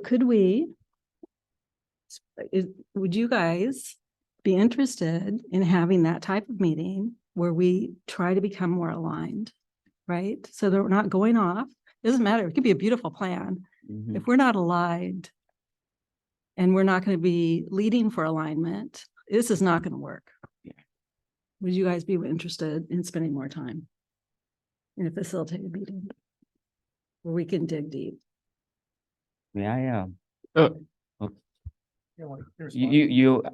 just taking notes seriously because there was nothing you said that I disagree with. And at our end, the process is agnostic. It's also very flexible.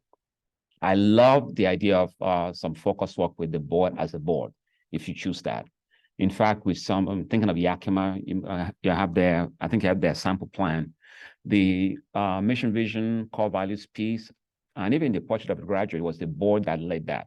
So if you choose to have an extended session with the board, we'd be more than happy to do that. That would not be a replacement for the time you currently have. I think last time I spoke with you by Zoom, I suggested that you also serve on the as many teams as you can, so you get a chance to be influenced by the other participants and for you to influence them. But we can add more time for a board track. Regarding the core planning team having only 20 hours, it's actually forced us to crunch too much stuff into too little time. Those core planning teams are usually full day meetings, just as they are for the instruction focus team. But the feedback we got is the same one that you mentioned, that a lot of folks can take 8 to 4 off. So we're going from 4-3 to 7. So that's why that's a little bit shortened. If all of a sudden you want to expand it, we gain. There are many opportunities also for folks to participate that are informal. They won't fit nicely into a schedule. And once we get started, and you decide that we have a meeting over here, can you come, participate or we'll be there. We'll be there. Yeah. But the idea of a focused track with the board, it could be a Saturday session, maybe a couple of 3-4 hour sessions. We'll be more than happy to work on that with you. I have a question, President. Harry, I wonder, what do you envision us aligning on? Is it the goals? Is it our value? Like, what area would you like? You have to align on something, right? But Something I don't know. I can't. Something is. We have to talk about it. Okay. We have to talk about it. So that's more of a. Because I'm really concerned that it should be the board is aligned with superintendent, and staff and the community. And I think we need to lead for alignment and not lead for splitting people up, right? I don't know how to do it. We need a skilled facilitator. Yeah. But I don't think in the retreats, this is a complaint I've had since I've been on this board. You have to really talk, really, and get to know each other and build trust, right? To do that. I was thinking of the strategic plan though, because I think it's going to be the most important thing we've done. Because I know we had a skeleton, I would call it a skeleton of a strategic plan when I first came on board. It wasn't as meaty, robust, if you remember, Rich, or maybe you don't. And so this is a time for us to have more of a robust process. But I hear we need to align. I guess I'm trying to go back to all the retreat meetings that we had last year, and I'm just trying to make sure that we know what we are doing so that we don't have to have meeting after meeting after meeting. And maybe this is just grandma lack of sleep talking, but I'm just wanting us to narrow what the alignment process would look like. And maybe that's where, you've been with us a couple of times, you probably have gotten a sense of us. Right. And so where do we need to align? And I would love to have our students there, our student trustees, because I think it's important we haven't had them at all our retreats. And so this is pretty specific to the strategic plan. Correct. So just commenting specific to your questions, and also Safik, what you said about specific goals versus general statements. When I looked at the sample strategic plan that Crystal shared with us, it seems to me like much of it is probably fairly similar between school districts, and then certain areas are different where that specific school has a specific area looking to change. Something I've shared with some of you, maybe not others, but my kind of vision of our role as a school board is that there's a million things happening in the district every year. Most of them are working great, and it's just going to be the same the next year because it all works. And we're always focused on where can there be change, what might be different next year, which doesn't mean a lot of it we know will stay the same, and we're focusing on areas of change. So what I see for the strategic plan would be sort of, and it also to me applies to the local control accountability plan, is all the stuff that's working great is going to continue going, and that will be detailed somewhere. It would maybe we're using a different LCAP format. The old LCAP kind of had everything, all the stuff that's already working. And I think where I see wanting to align on is what are the areas where we want the district's team to attempt to make change, which would be, I don't know, 5 or less, 3, I don't know how many, not 20. Even though there's thousands of things that happen, most of them would be staying the same. And so I would see the alignment being, if we can agree on what are those areas. So that, and I'm not trying to solve the whole problem here, but to answer your question about what would it be, it would be that, and I would see it being after there's been some amount of work from these different groups and there's some amount of information that we can be informed by, and then we can, at that point, try to figure out if there's things that we can all agree would be the areas where, our plan might be different. I mean, some obvious potential ones would be the second language learners and how they're performing, attendance, how that's going. Things like that might be, and I'm not trying to say that that's it, but we could wrestle on, or maybe not, maybe quickly agree on those things, but I wouldn't want to do it before there's been substantial input, but not also so late that everything, so like the trains left the station. So I guess maybe you two could talk and see when in the process that might be. So that's my thought. So I am open to doing it. I think a study session would be good. I don't know whether we need a whole day or half a day if we're trying to agree on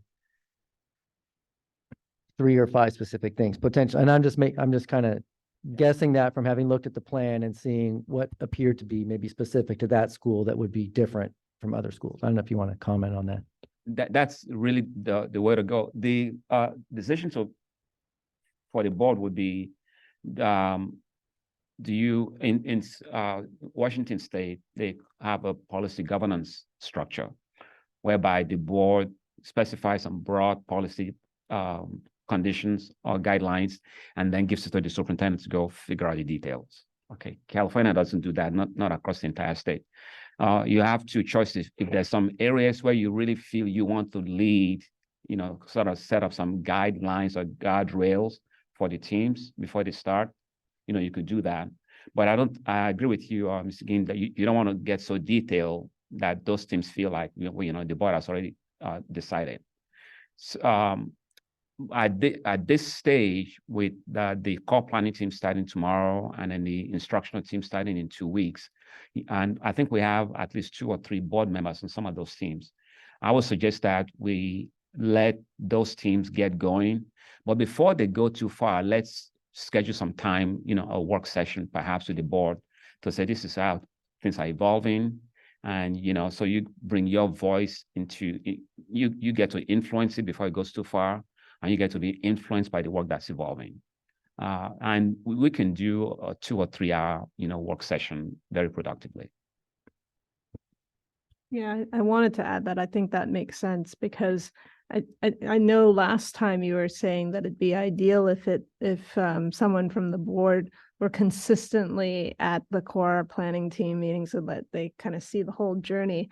But as timing works out, it's going to be 3 different people dropping in on different meetings because people have such busy schedules. So then I think we lose some of that continuity, and I don't want to just rely on a 2-hour board study session on October 11th. Maybe we need something a little bit earlier than that. And then some of the subsequent ones are also very short. And I don't know if that's sufficient time to really sort through everything and reach internal alignment. Because I'm actually used to strategic planning calendars being a full year. And as you mentioned, it's like making a sausage. It gets really messy in the beginning. Do we actually have enough time to get the mess into something clean and aligned? And if we start running out of time and we're not reaching alignment quickly enough, and I know this is supposed to feed into the LCAP, what are some mitigation plans or ideas to at least be able to move forward with the LCAP, even if we're not quite sorted out with the strategic plan? I'm pretty confident you get there, because really when you think about what you want to align on, just 2 broad categories. what do we want for kids? So that's about goals, measures, and those targets. And then what are the most important things you think we should do to get the results for kids? You won't get into all the details about the specific action steps and so on. Those are the two main things: outcomes for kids, and then what people call your theory of action. And we define those as your four pillars. If the board could weigh in on those two pieces early enough in the process, in one sense, you've given fairly explicit direction to all those planning teams. They can go work the details out. And in 3 months, 3.5 months, we can get that done. We can get that done. You're also not a K-12 district, you're just a high school district. I'm interested in your perspective. Amy was thinking we have something in about a month, and you were thinking something sooner, and I was thinking something a few weeks after that one. What would you think would be the right timing? I would say the instruction focus team, I think it's the 19th and 20th, correct?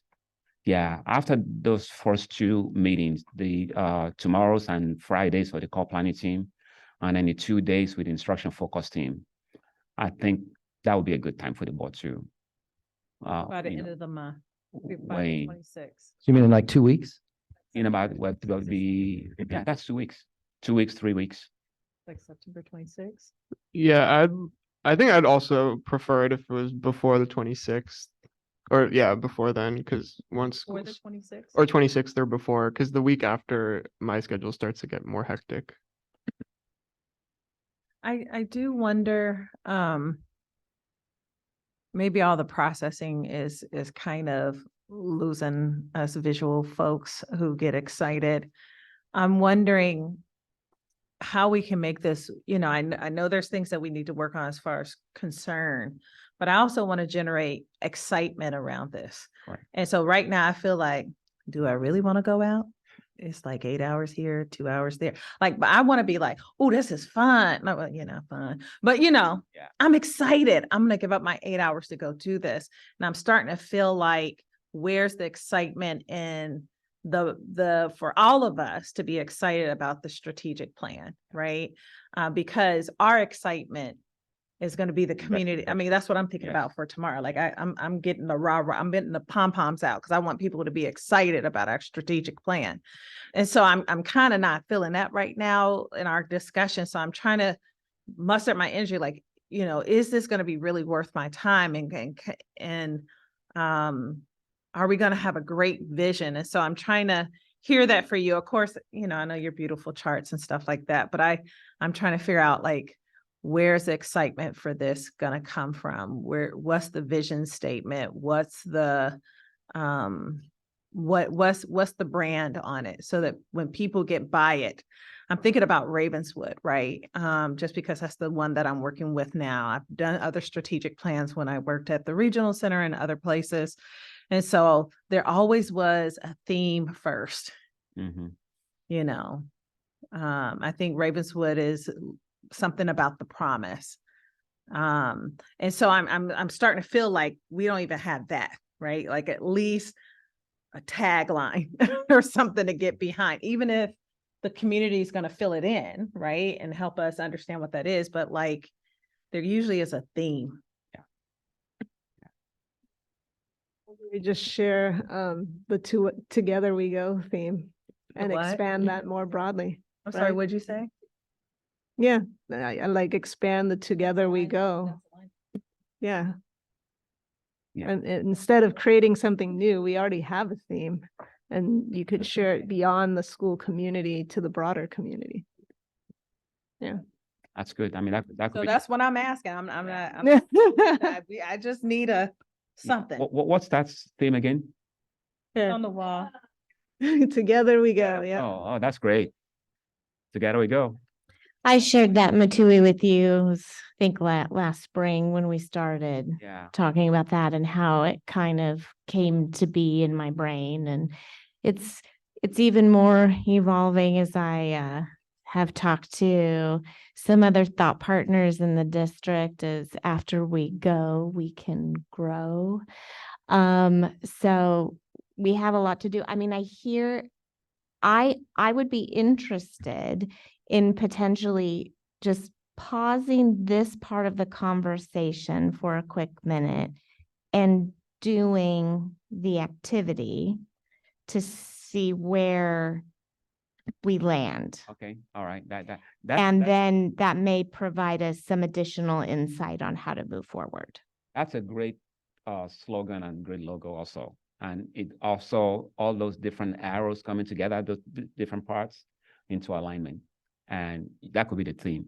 Well, let's try the exercise. Can I have the PowerPoint back on, please?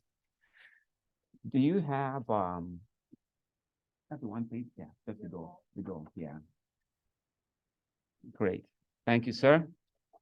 Yeah, one of the things we're gonna focus on would be the defining the goals. And when we talk about goals, we reserve the word goal strictly for students. Everything else will be means to that end. So goals apply to students. And in our process, we have a database based on experience, based on research. The one you're looking at, it's a set of 18 goal buckets, and they're all very aspirational. So if I was to ask each one of you to think about our school system, and if you could identify 3 goal buckets out of the 18, what would be your individual top 3? All right. So make sure you read all of them first. Which 3 would you want us to focus on? Don't ask me for more than 3, please. Just 3.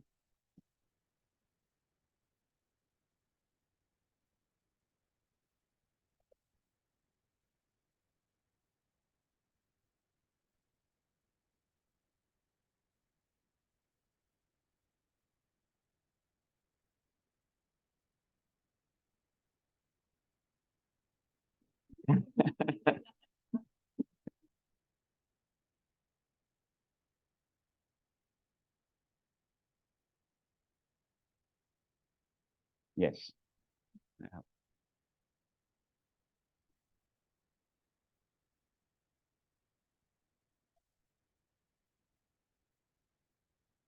Oh, 1 and 10.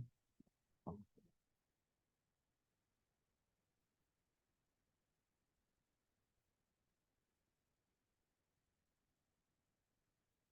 Wish there's a way I could write on this. Put X's on.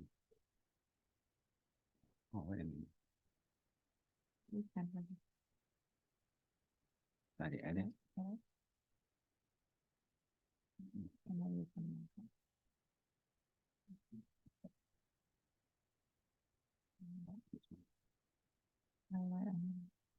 want to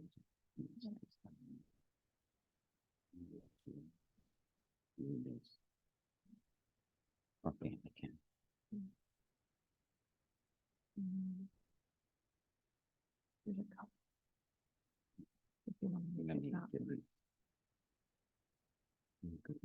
I'll let you do this part.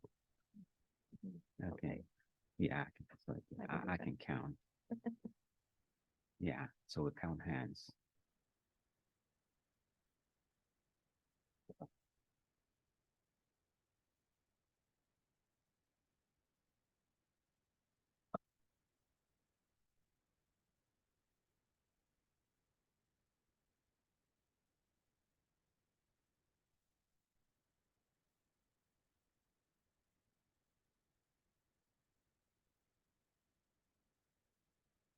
If you maybe if you want to put it next to the label. In which case, be careful. Is there anyone that needs more time? Okay, we're just gonna tally, and we're just gonna report. I'll call out each one of those 18. If it's one of your 3 scouts honor 3, it's one of your top 3, just 3. You can give me a top 3.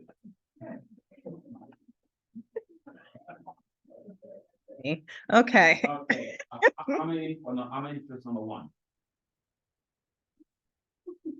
1. How many for number 2?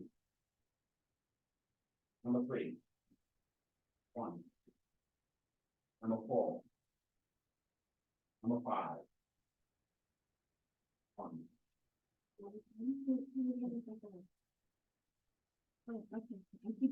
Okay. Number 6. 7. Oh, shoot, can I change mine? Yes, ma'am. I'll wait to the end. I don't know if I want 5. Okay, all right. That's good. Number 8. I wonder why you took that one, right? Number 9. I want that one. 4. Number 10. 1. Number 11. But I would put all. For all on 11. Sorry. 4. Okay. Yeah, actually, we do get to edit this. Thank you. Number 12. 1. Number 13. 14. 2. 15. 1. 16. 17. 2. 18. 1. 1. Should we take it? Yes, take 5 off, and I want to say 6. And you still give up on it, right? I think so. If she removes those 2, she gave you 3. Can I double check 15? So I only have 2 of them so far. Which one of these would be extracurricular engagement? Like sports and clubs and music, like engage in something besides just academics, but Or wellness and so I wasn't sure which one it would be. I think you should go with me, Rich. 6.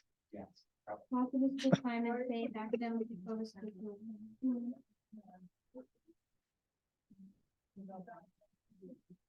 And what's happening now is precisely the way the process goes. Since there's no voting, and what we will do is I'll call on, who chose number 3?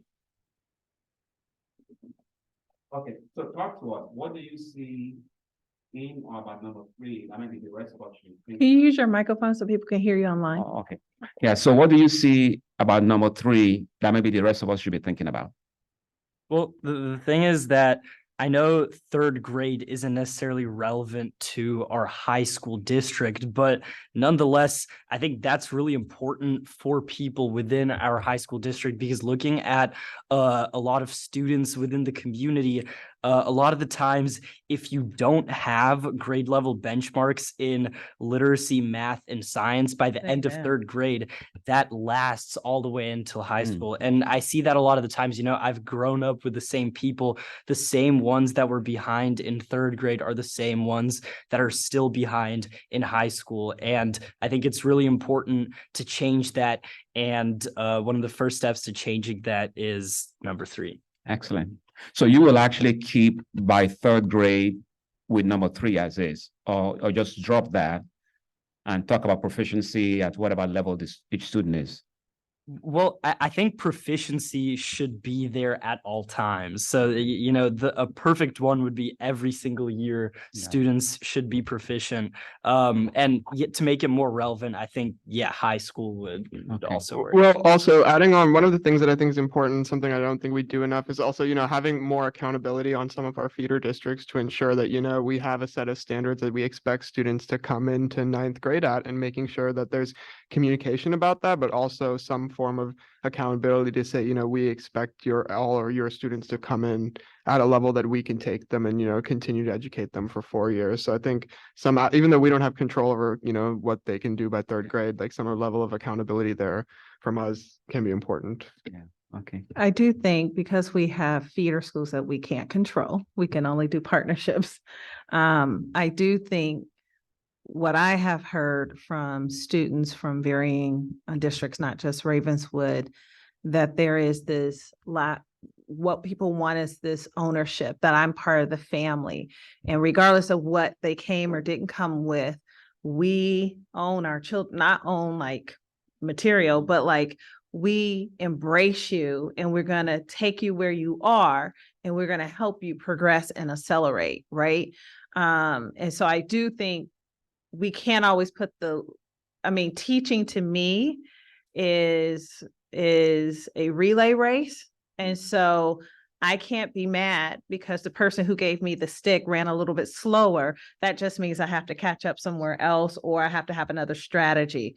So when I'm thinking about this and that level of responsibility, it's on the honest, once they've gotten here, what do our district do? And how do we not blame other districts for what they did or didn't do? We take the relay race the second half.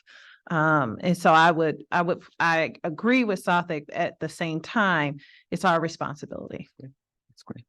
Well, let's talk about number 13. Who chose number 13? Sorry, quick thing. I think there were two for number 11 because I think both me and Shanice did number 11. 11? Oh, okay, 2x. We're doing 11. I said it twice, but I put on there for all. That's fine. Now, in fact, what you would discover if you were to look at the examples, you probably won't find any sample where they use the words on the screen exactly as is. So, and you probably also picked up some redundancies among the 18, and that's intentional on our part. Yeah. We want you to have a conversation about it. You decide what you're going to call it. You get to redefine it. You get to come up with the measures. But what we wanted to model is just the process of consensus. You also notice that we started with the outliers where only one X. If you vote, we'll have gone with like number 9. We only got 3 X's on number 9, so we got to go with it. We don't do it that way. You start with the outliers, listen to each other, and it might take half hour sometimes, might take 2 hours sometimes, but eventually you will reach consensus. Yeah. And a lot of latitude for you in terms of how you clump stuff together, as long as they don't become a little bit unwieldy. Okay, all right.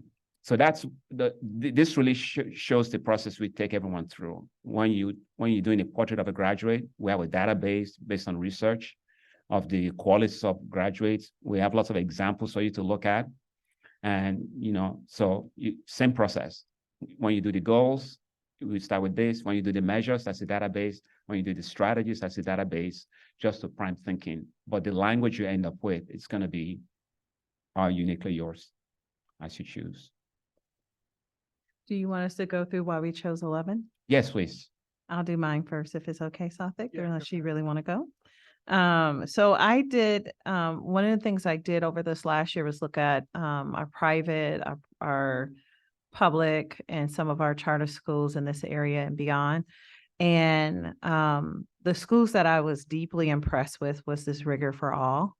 And when I say that all students are challenged, all students are worked with. There's no separation of you get this and you get that, because that creates a lot of inequities. And we want all our children and students to have critical thinking skills and to be able to have leadership and to challenge and to have rigor debate about different topics, regardless of your background, what you have, what you don't have, your gender, whatever the case may be. So when I'm thinking of this, I'm thinking of that. And when I think about, I really don't like the word rigor, but I know there's no other word out there, but I do want kids to be challenged, and I want them excited about being challenged. Like I can remember Mr. King challenging us in my grade level courses. And it was just as exciting as an AP class or a college course or an extracurricular. I was engaged because he challenged, or Miss Richards, she challenged everybody in English. And so there was no distinction on the rigor. Yeah, thank you. Who else chose number 11? Oh, me. Yes, So, please. I agree with that to an extent, but I also have a different take.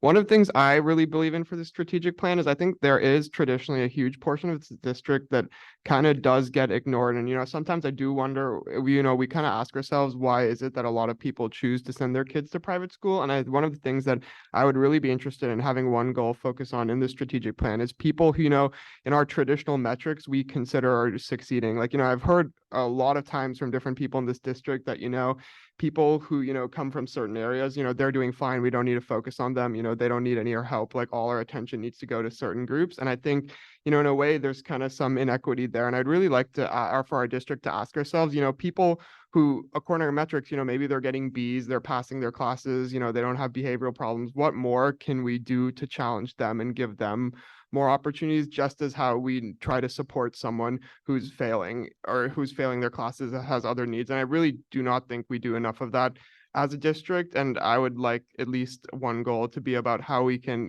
help people who not only need an extra challenge, who, might be doing fine and we, think, oh, we don't have to focus on them, but how we can help them, excel to even higher levels.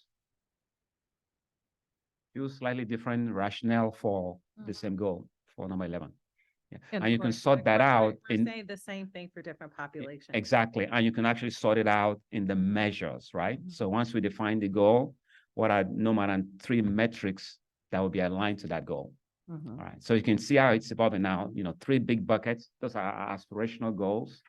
Under each one of them, we'll have 2 or 3 specific metrics. I would suggest no more than 3 under each one of the goals. So you now have 9 things that you're tracking across over the next 3 years. And those are the 9 things that will take resources, because they're the most compelling things we can work on over the next 3 years.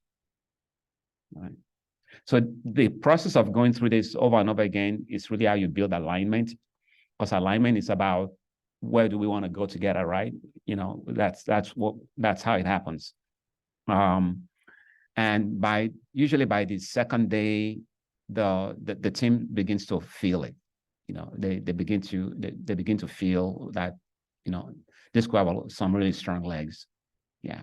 So I just wanted to add something quickly. And I think one of the things I noticed in these goals is they're kind of a mix of ones that are kind of, more specific, very like metric based, like even number 11, like where the subtext said, every student will complete at least one higher level course. Like I feel like that's something that's very tangible. But, I also see other stuff like, every student will graduate from high school ready for college, career, and post-secondary education, which, that's been one of our goals for a while, but it is very vague and like what people's definition of that being successful is. So, what I'm kind of curious is like, what do you, or like, the whole board sees as are we going to focus more on the specifics? Because what I worry is if we kind of have these like vague aspirational statements like we've had for the past 13 years, like kind of what's happened, nothing really changes. Like we all aspire for this, but because it's not specific enough, we can't really measure if anything's actually changing or if we're kind of continuing doing the same things that we've always doing. So that's kind of like one of the things I was thinking a lot about was I would really like to have more of these specific goals we can push on. And, I think I would agree, like, especially what Trustee Stevenson brought up,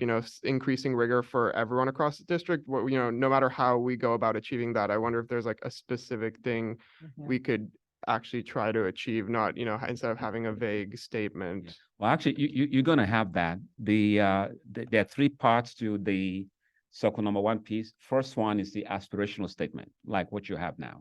Okay. Then the second level would be, if our students have been nurtured towards those aspirations, what would we measure? How would we know? We call those vital signs. All right. So what would be our vital signs for number 11? And then once you have the vital, so goals first, vital signs are measured second. Then you take each one of those vital signs and we say, so how high do we want to go? 33%, 92%, that's where the concreteness comes in. So from the very broad aspirational goal to the vital few measures or vital signs, and then to the 79%, 23 kids, this tall, that wide, and so on.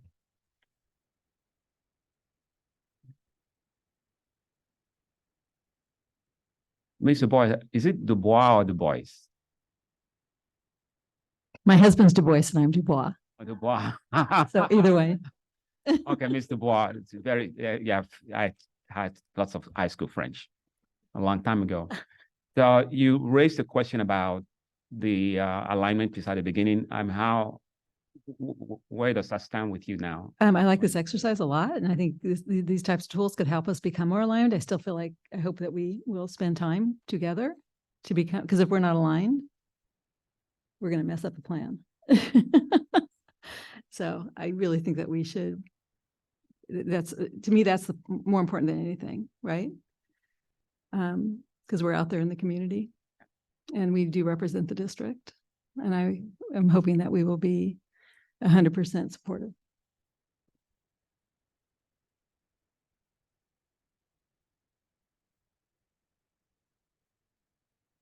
So what I could do is, I can work with the performance fact team to kind of isolate a few day options, in between or like right after the first IFT or the second IFT, and then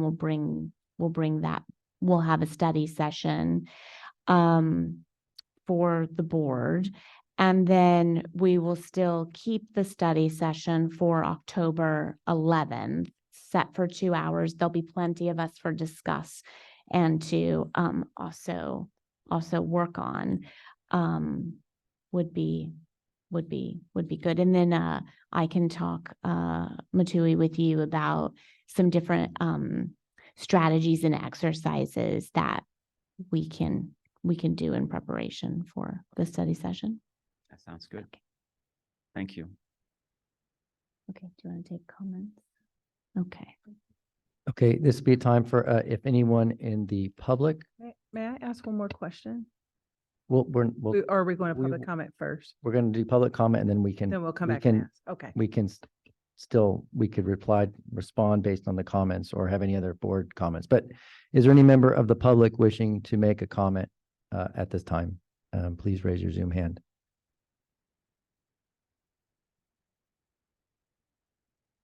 Okay, seeing none, go ahead, Shawnee's. I do have one question based off the last meeting. I don't think I either heard you or maybe you said it. For some of our monolingual communities, or they prefer their home language, are you going to facilitate in that language or are you doing interpretation? Interpretation. Okay. Yeah. Yeah, I have a little bit of concern with that for free flowing of conversation. Just because I went to a meeting that was facilitated in Spanish, and I did the earphones, right? So it changes the dynamics in the room when it's facilitated in their home language. I also learned that we have a small population of monolingual Chinese speaking families. And so I'm wondering about those families, because we do have hidden populations of immigrant families in our community. I'm looking at Bonnie, like how many families are coming in through the Welcome Center. I mean, there's so many languages. And I just want to make sure even though it may be a very small population, I'm always wondering about making sure that they have meaningful opportunities and conversations that can happen. Yeah, for us, if we could organize those groups, we will be there. Mhm. Yeah. But it just wouldn't be in their language, facilitated in their language. I won't be speaking in their language, but maybe someone at the district level. You speak Spanish Not enough to or Chinese or something like that? Definitely not Chinese. Okay. So I'm just wondering about, I've just come off a community assessment where the assessments were in their language, and even the interpretation of the English language is different for people. The words don't mean the same, or sometimes words don't even translate. And so there's something about the facilitator speaking the home language, and then there's translation for the English person. One of the things I'm curious about, because, I don't have as much history on this, is, I'm sure we've tried this before, but how successful normally are we in getting monolingual Spanish speakers to come to these events and, actually share their feedback? I'm just curious if we So have any we've done heavy recruiting, and especially in the education world, when we bring in translators, regardless of language, we prep them with everything that we're going to be talking about so that we can clarify that they have familiar words. We very much live in that realm in translation because, yes, we acknowledge it doesn't always translate. So there is a lot of preparation that is done with our translators that do attend meetings. But we do have, I would say a few, moving towards several RSVPs for some of our Spanish speaking families for the core planning 5. Yeah. So overall pretty good. Yeah. It's just for something for us to think about in the future, to actually have the facilitation in the home language. Yeah, I Um, kind of agree with Trustee Stevenson's concern, because when I saw the Spanish Community Forum, right, I was expecting it to be completely done in Spanish. And that's kind of how I've seen other forums like that, where the facilitator is also speaking Spanish. So I was going to attend, and I was going, wow, I need to practice my Spanish. This is going to be great, you know. But it would be a very different yeah, it's just a different feel if someone's speaking in English first and then it has to be translated into Spanish, and it's not as free flowing. So when I did my superintendent's office hours a couple years ago during COVID, it's reverse. So it's not, it's where it still is all held in Spanish, and basically I'm in the headphones and what they are hearing is full on translation simultaneously. So we do have that option. It worked. I had several families there, and I did think that it resonated well. Our ELAC and our DLAC meetings are heavily attended. I've participated in them, and I do not speak Spanish. And it was just it was a great activity. So there are different things that we can try. We are obviously limited somewhat by consultants' ability to have languages that also meet our needs.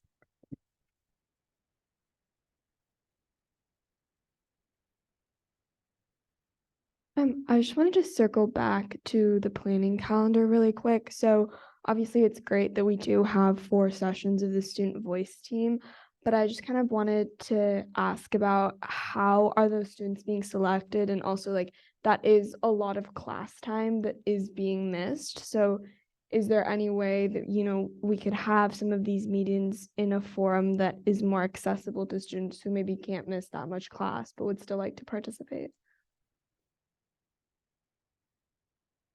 So the representatives for student voice groups were chosen by the administrative teams from their schools, and actually just put in the Friday board update on Friday for the board the demographic makeup of that group. And it's very representative. The students have committed. We'll be providing yummy lunches. And they'll be on Zoom, so students don't have to leave their home school to have the meetings, but they'll be in a room together. And then the conversations are confidential, the comments are anonymous. And only the trusted adult who will be in the room with the students from that school site will know what student said what. Yeah, sorry. The other thing I'd add is I just looked at the schedule and I'm also concerned, like, if it's a good idea to have it be in the middle of the school day where you're basically after lunch missing 2 periods of school to do this. Like, you know, I guess if we do talk about attendance, like I do wonder, like, if that's something that we want to do versus, you know, having it where at a time where they wouldn't have to miss school. I think I don't know how much this can be changed as of right now, but I also think that there's more to diversity of perspective than just demographics. And I would be concerned specifically if a requirement of attending these meetings is missing school. I would be concerned of like the inherent like bias towards specific people. I didn't want to say demographic. Like, you know, the race, that type of thing. Not just that, but gender, grade in school, GPA. Okay. Yeah, special ed, EL. Okay. And is every single student that's nominated, are they required to go? No, How does that work? They've been invited. Mhm. And what I gave the board on Friday was the demographics of the students they've dealt with. I was actually pretty impressed with the makeup, because I was thinking of different profile of learners, not just race and ethnicity, because I think we focus a lot on that, which I think is important, but I also think there's different learners of different backgrounds that doesn't always align with race or gender. And so I saw the list and I was like, oh, this is pretty good. Only students I didn't see on there was like a students who are at Gateway or students at, but I know that that's a special population.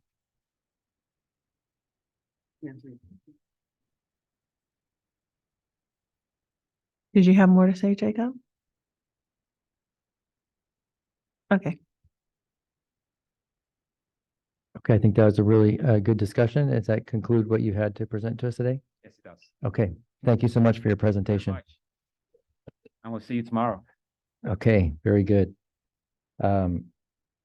So I'm proposing that we take a 10-minute break and we'll return at 8:20.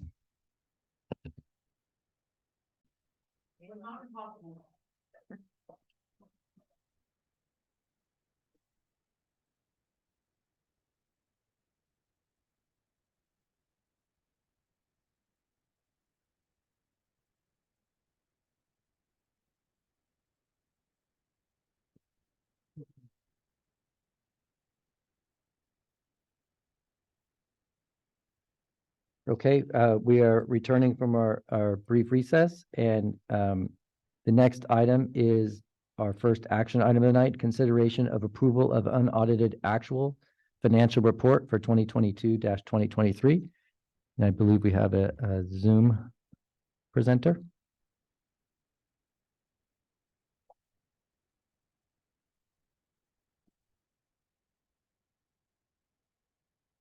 So good evening. Before I present the unaudited actuals, I'd like to thank the accounting staff, Davina, Brian, Alan, Stephanie, Josh, Alex, Aubrey, Abby, Lydia, and Esbeti for their roles in the year-end close process and meeting our internal deadlines.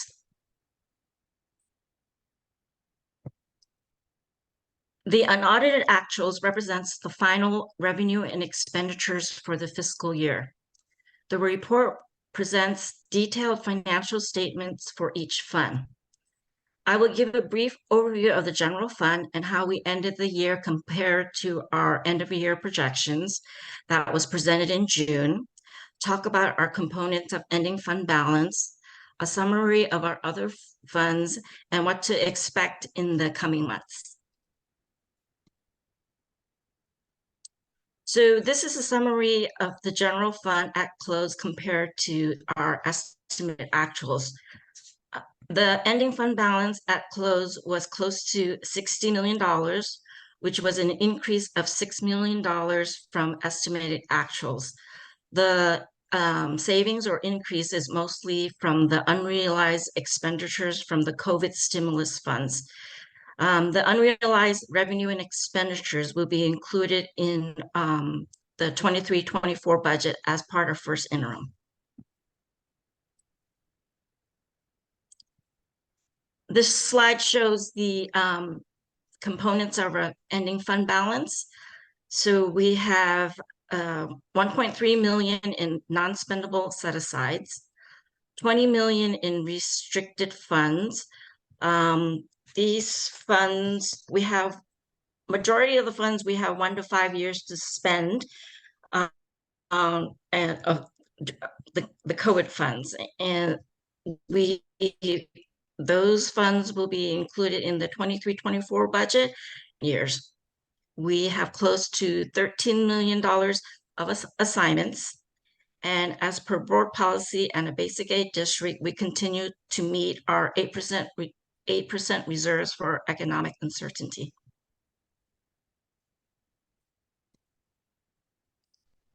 This chart shows the ending fund balance of our other funds, and they all have a positive ending fund balance at the close of the year.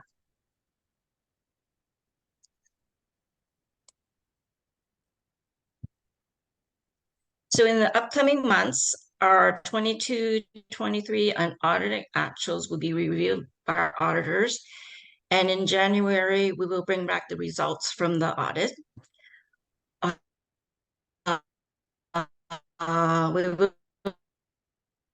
will bring forth first interim in December, enrollment and staffing projections, and any new revenue and expenditures that we didn't anticipate at budget adoptions. At this moment, if the board has any questions, I'm open to any questions you may have. I have a quick question. Who manages, do we outsource it, and who manages these funds and decides the allocations? So all The funds are state, managed in the district through the business office. Our cash is held at the treasury at the county level. Thank you. Mhm.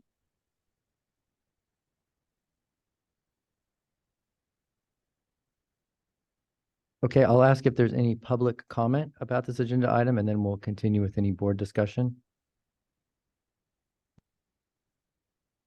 Okay, seeing no public comment, any other board member have any comments or questions?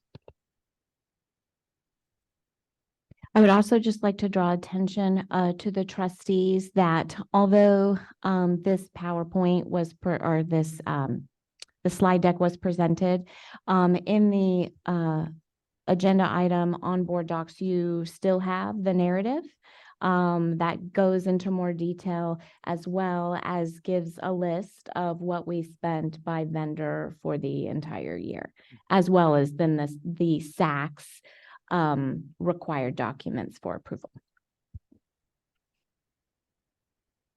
Okay, thank you. So student trustees, you can make motions. So I'm going to propose that one of you make the motion for this one if you're so inclined, and the other for the next of our action items. If you so are inclined, would either of you like to make a motion to approve the consideration of approval of unaudited actuals financial report for 2022-2023? Motion to approve. Okay, thank you. Is there a second?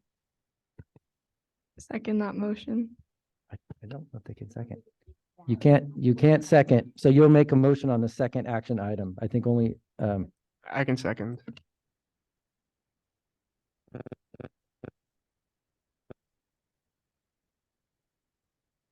is this a roll call, Laura, or a show of hands? Okay, all in favor of approval? Aye. Aye. Okay, and I've just been corrected that potentially resolutions can't be moved by student trustees, so we'll get you at the next meeting. My apologies. Okay, so next would be item 16.2.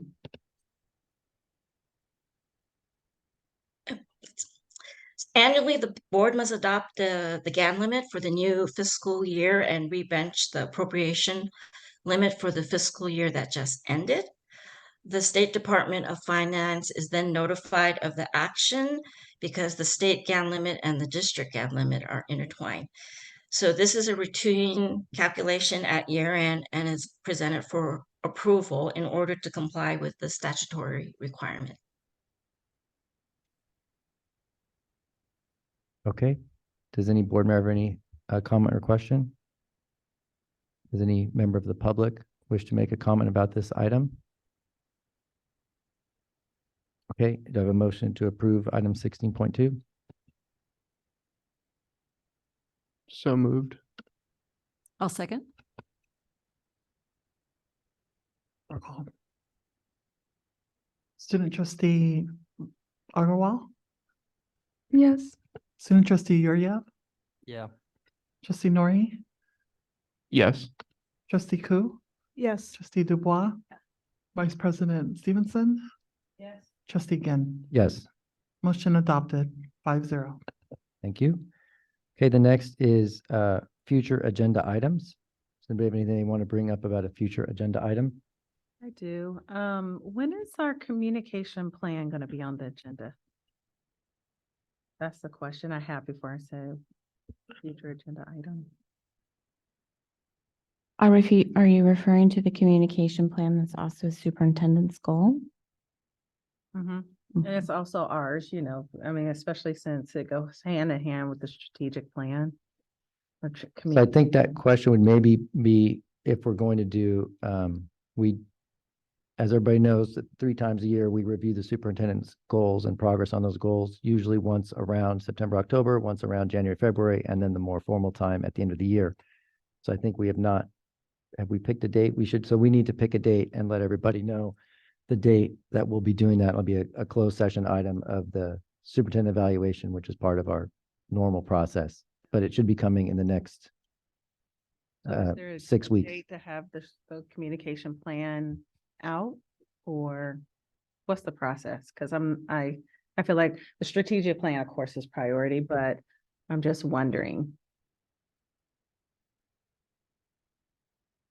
Let's talk about this outside of this meeting, but we'll do the superintendent's evaluation sometime in September or October. And then what I wanted to bring up connected was board evaluation. Carrie, you brought up something with me relating to board evaluation in a recent phone call. I don't know if you wanted to consider doing a board evaluation discussion, maybe where it would be in conjunction with a study session around the strategic plan study session.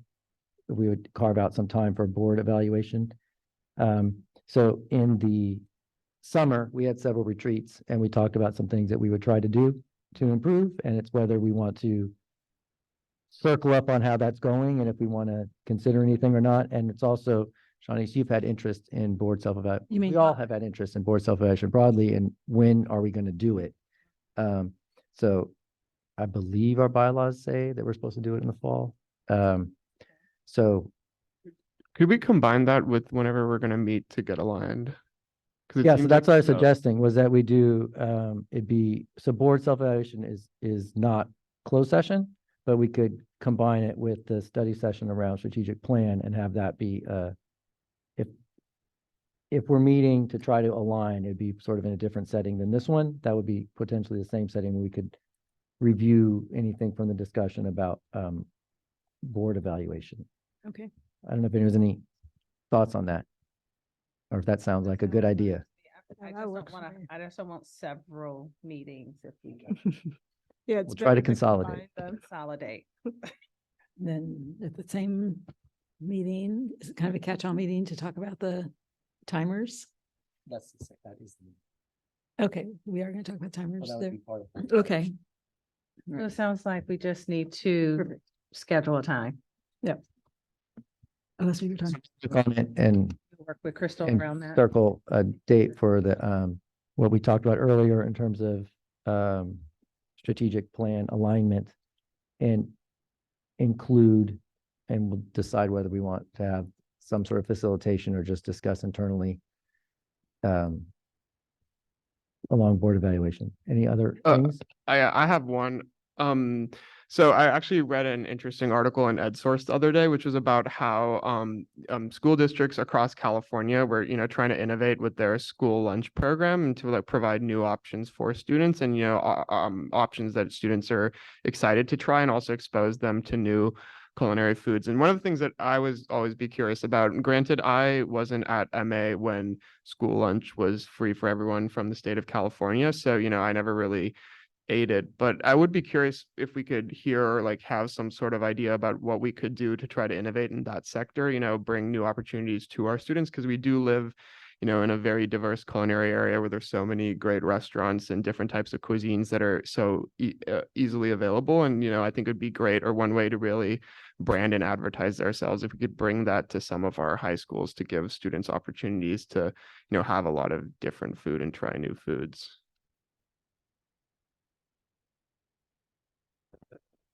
So is your interest in having like an update as to what, Yeah, what is it that? I mean, I'd like to hear, what we're doing right now, and if there are any plans in the future to try to, shake things up. Like, how successful do we think it is? Because, from what I hear, there are people do like it, but I don't know, like, if it's the best we could do, or if there's, more opportunities to provide like different or more healthier food for our students that still, meets the USDA guidelines. So that's something I'd be curious to hear about, because, there have been a lot of changes with school lunch. I don't think we've talked about it. And I think it is a big deal in our community, especially if for a lot of people who do suffer from food insecurity, and also how more and more people are kind of relying on eating school lunch now that it's free and without having to apply for anything. So an information, just to be clear, what you're asking is an information item presentation from the food, the menu preparers, or how menus are prepared, and how who chooses, and how that all works. Yeah. So I guess we'll see, that would certainly involve staff time to prepare. So I see interest from, if other board members want to comment on your level of interest in such an information item, then we could put it as something that we look into whether we pursue that or not. I just know other board members want to comment. I have interest. Yeah, I think I've definitely heard within the community, at least a voice to discuss lunch food. Some people are satisfied, some people are happy, and some people are disappointed. So just at least talking about it sounds like a good idea. I don't know if I want to talk about it at a board meeting. I feel that we have a fantastic, food is always really hard. I've been part of committees to choose food in schools. I just feel that would be, I want to be careful because I feel our food service team does such an amazing job. Is there another way of discussing it outside? If there's a couple of people who have concern outside of a board meeting, I would just feel like we need to celebrate our food service workers. I think if there's board interest, if there's board interest, if we're including board interest with the trustees, it still needs to be majority, not just 3. We would add it to the parking lot and then discuss that at our retreat as far as timing goes, because we also need to bring back our parking lot items that some of them will kind of fit into the strategic plan. So like when we get ready to do our retreat, I'm going to try to like merge them together to see what we can that are a part of the strategic plan. But I would say we would follow our process of adding it to the parking lot if there's a majority vote or 3 votes of trustees.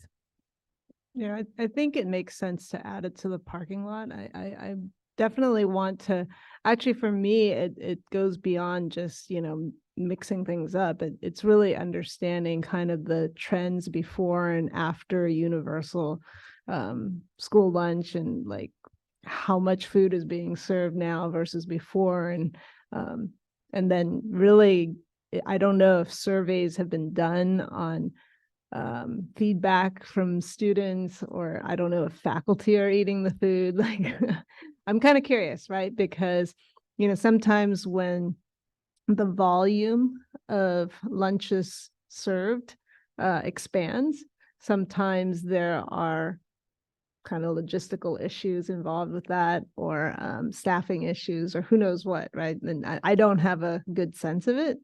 And sometimes the food quality changes too when you're making smaller amounts versus larger amounts. So I really don't know, but it's a good parking lot item to talk about.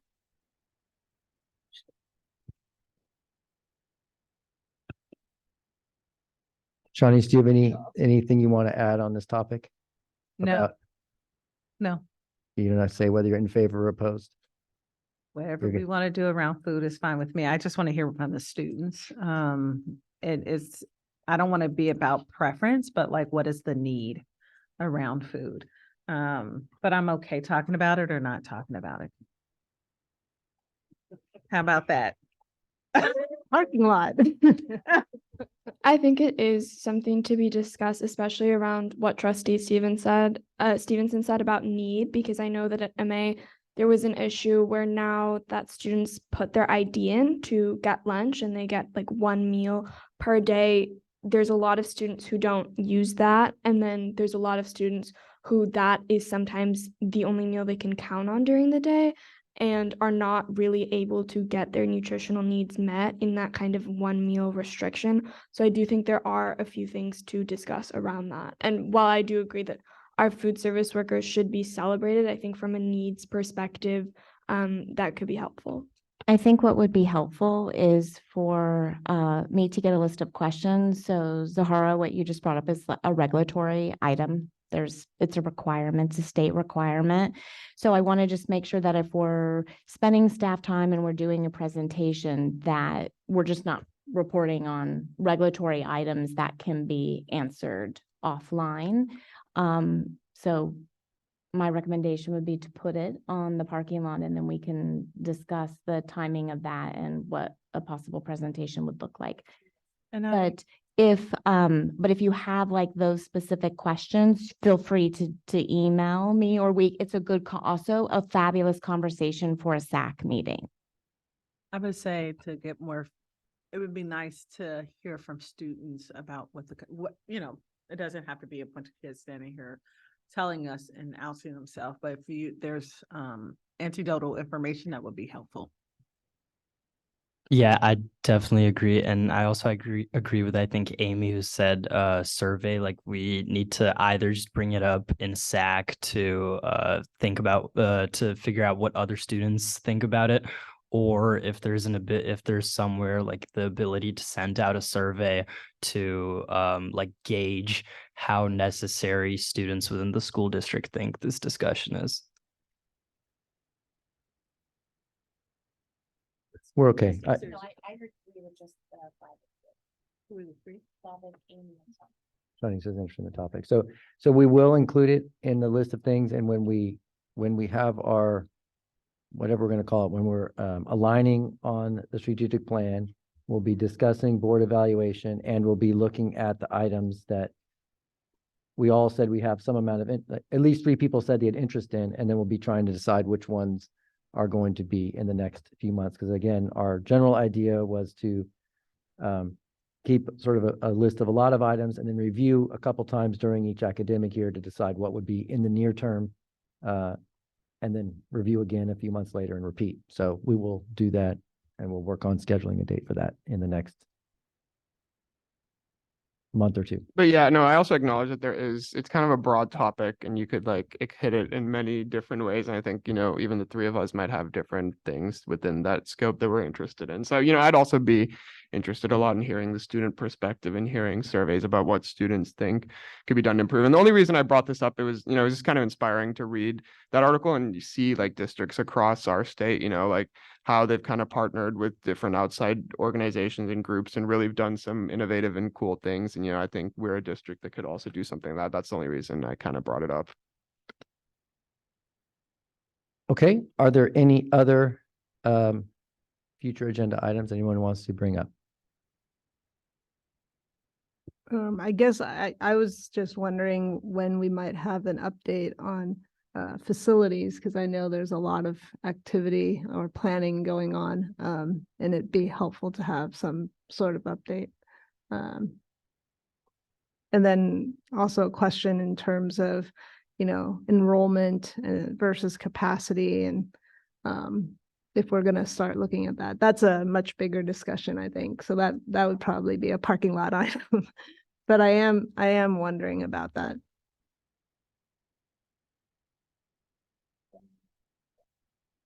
Okay.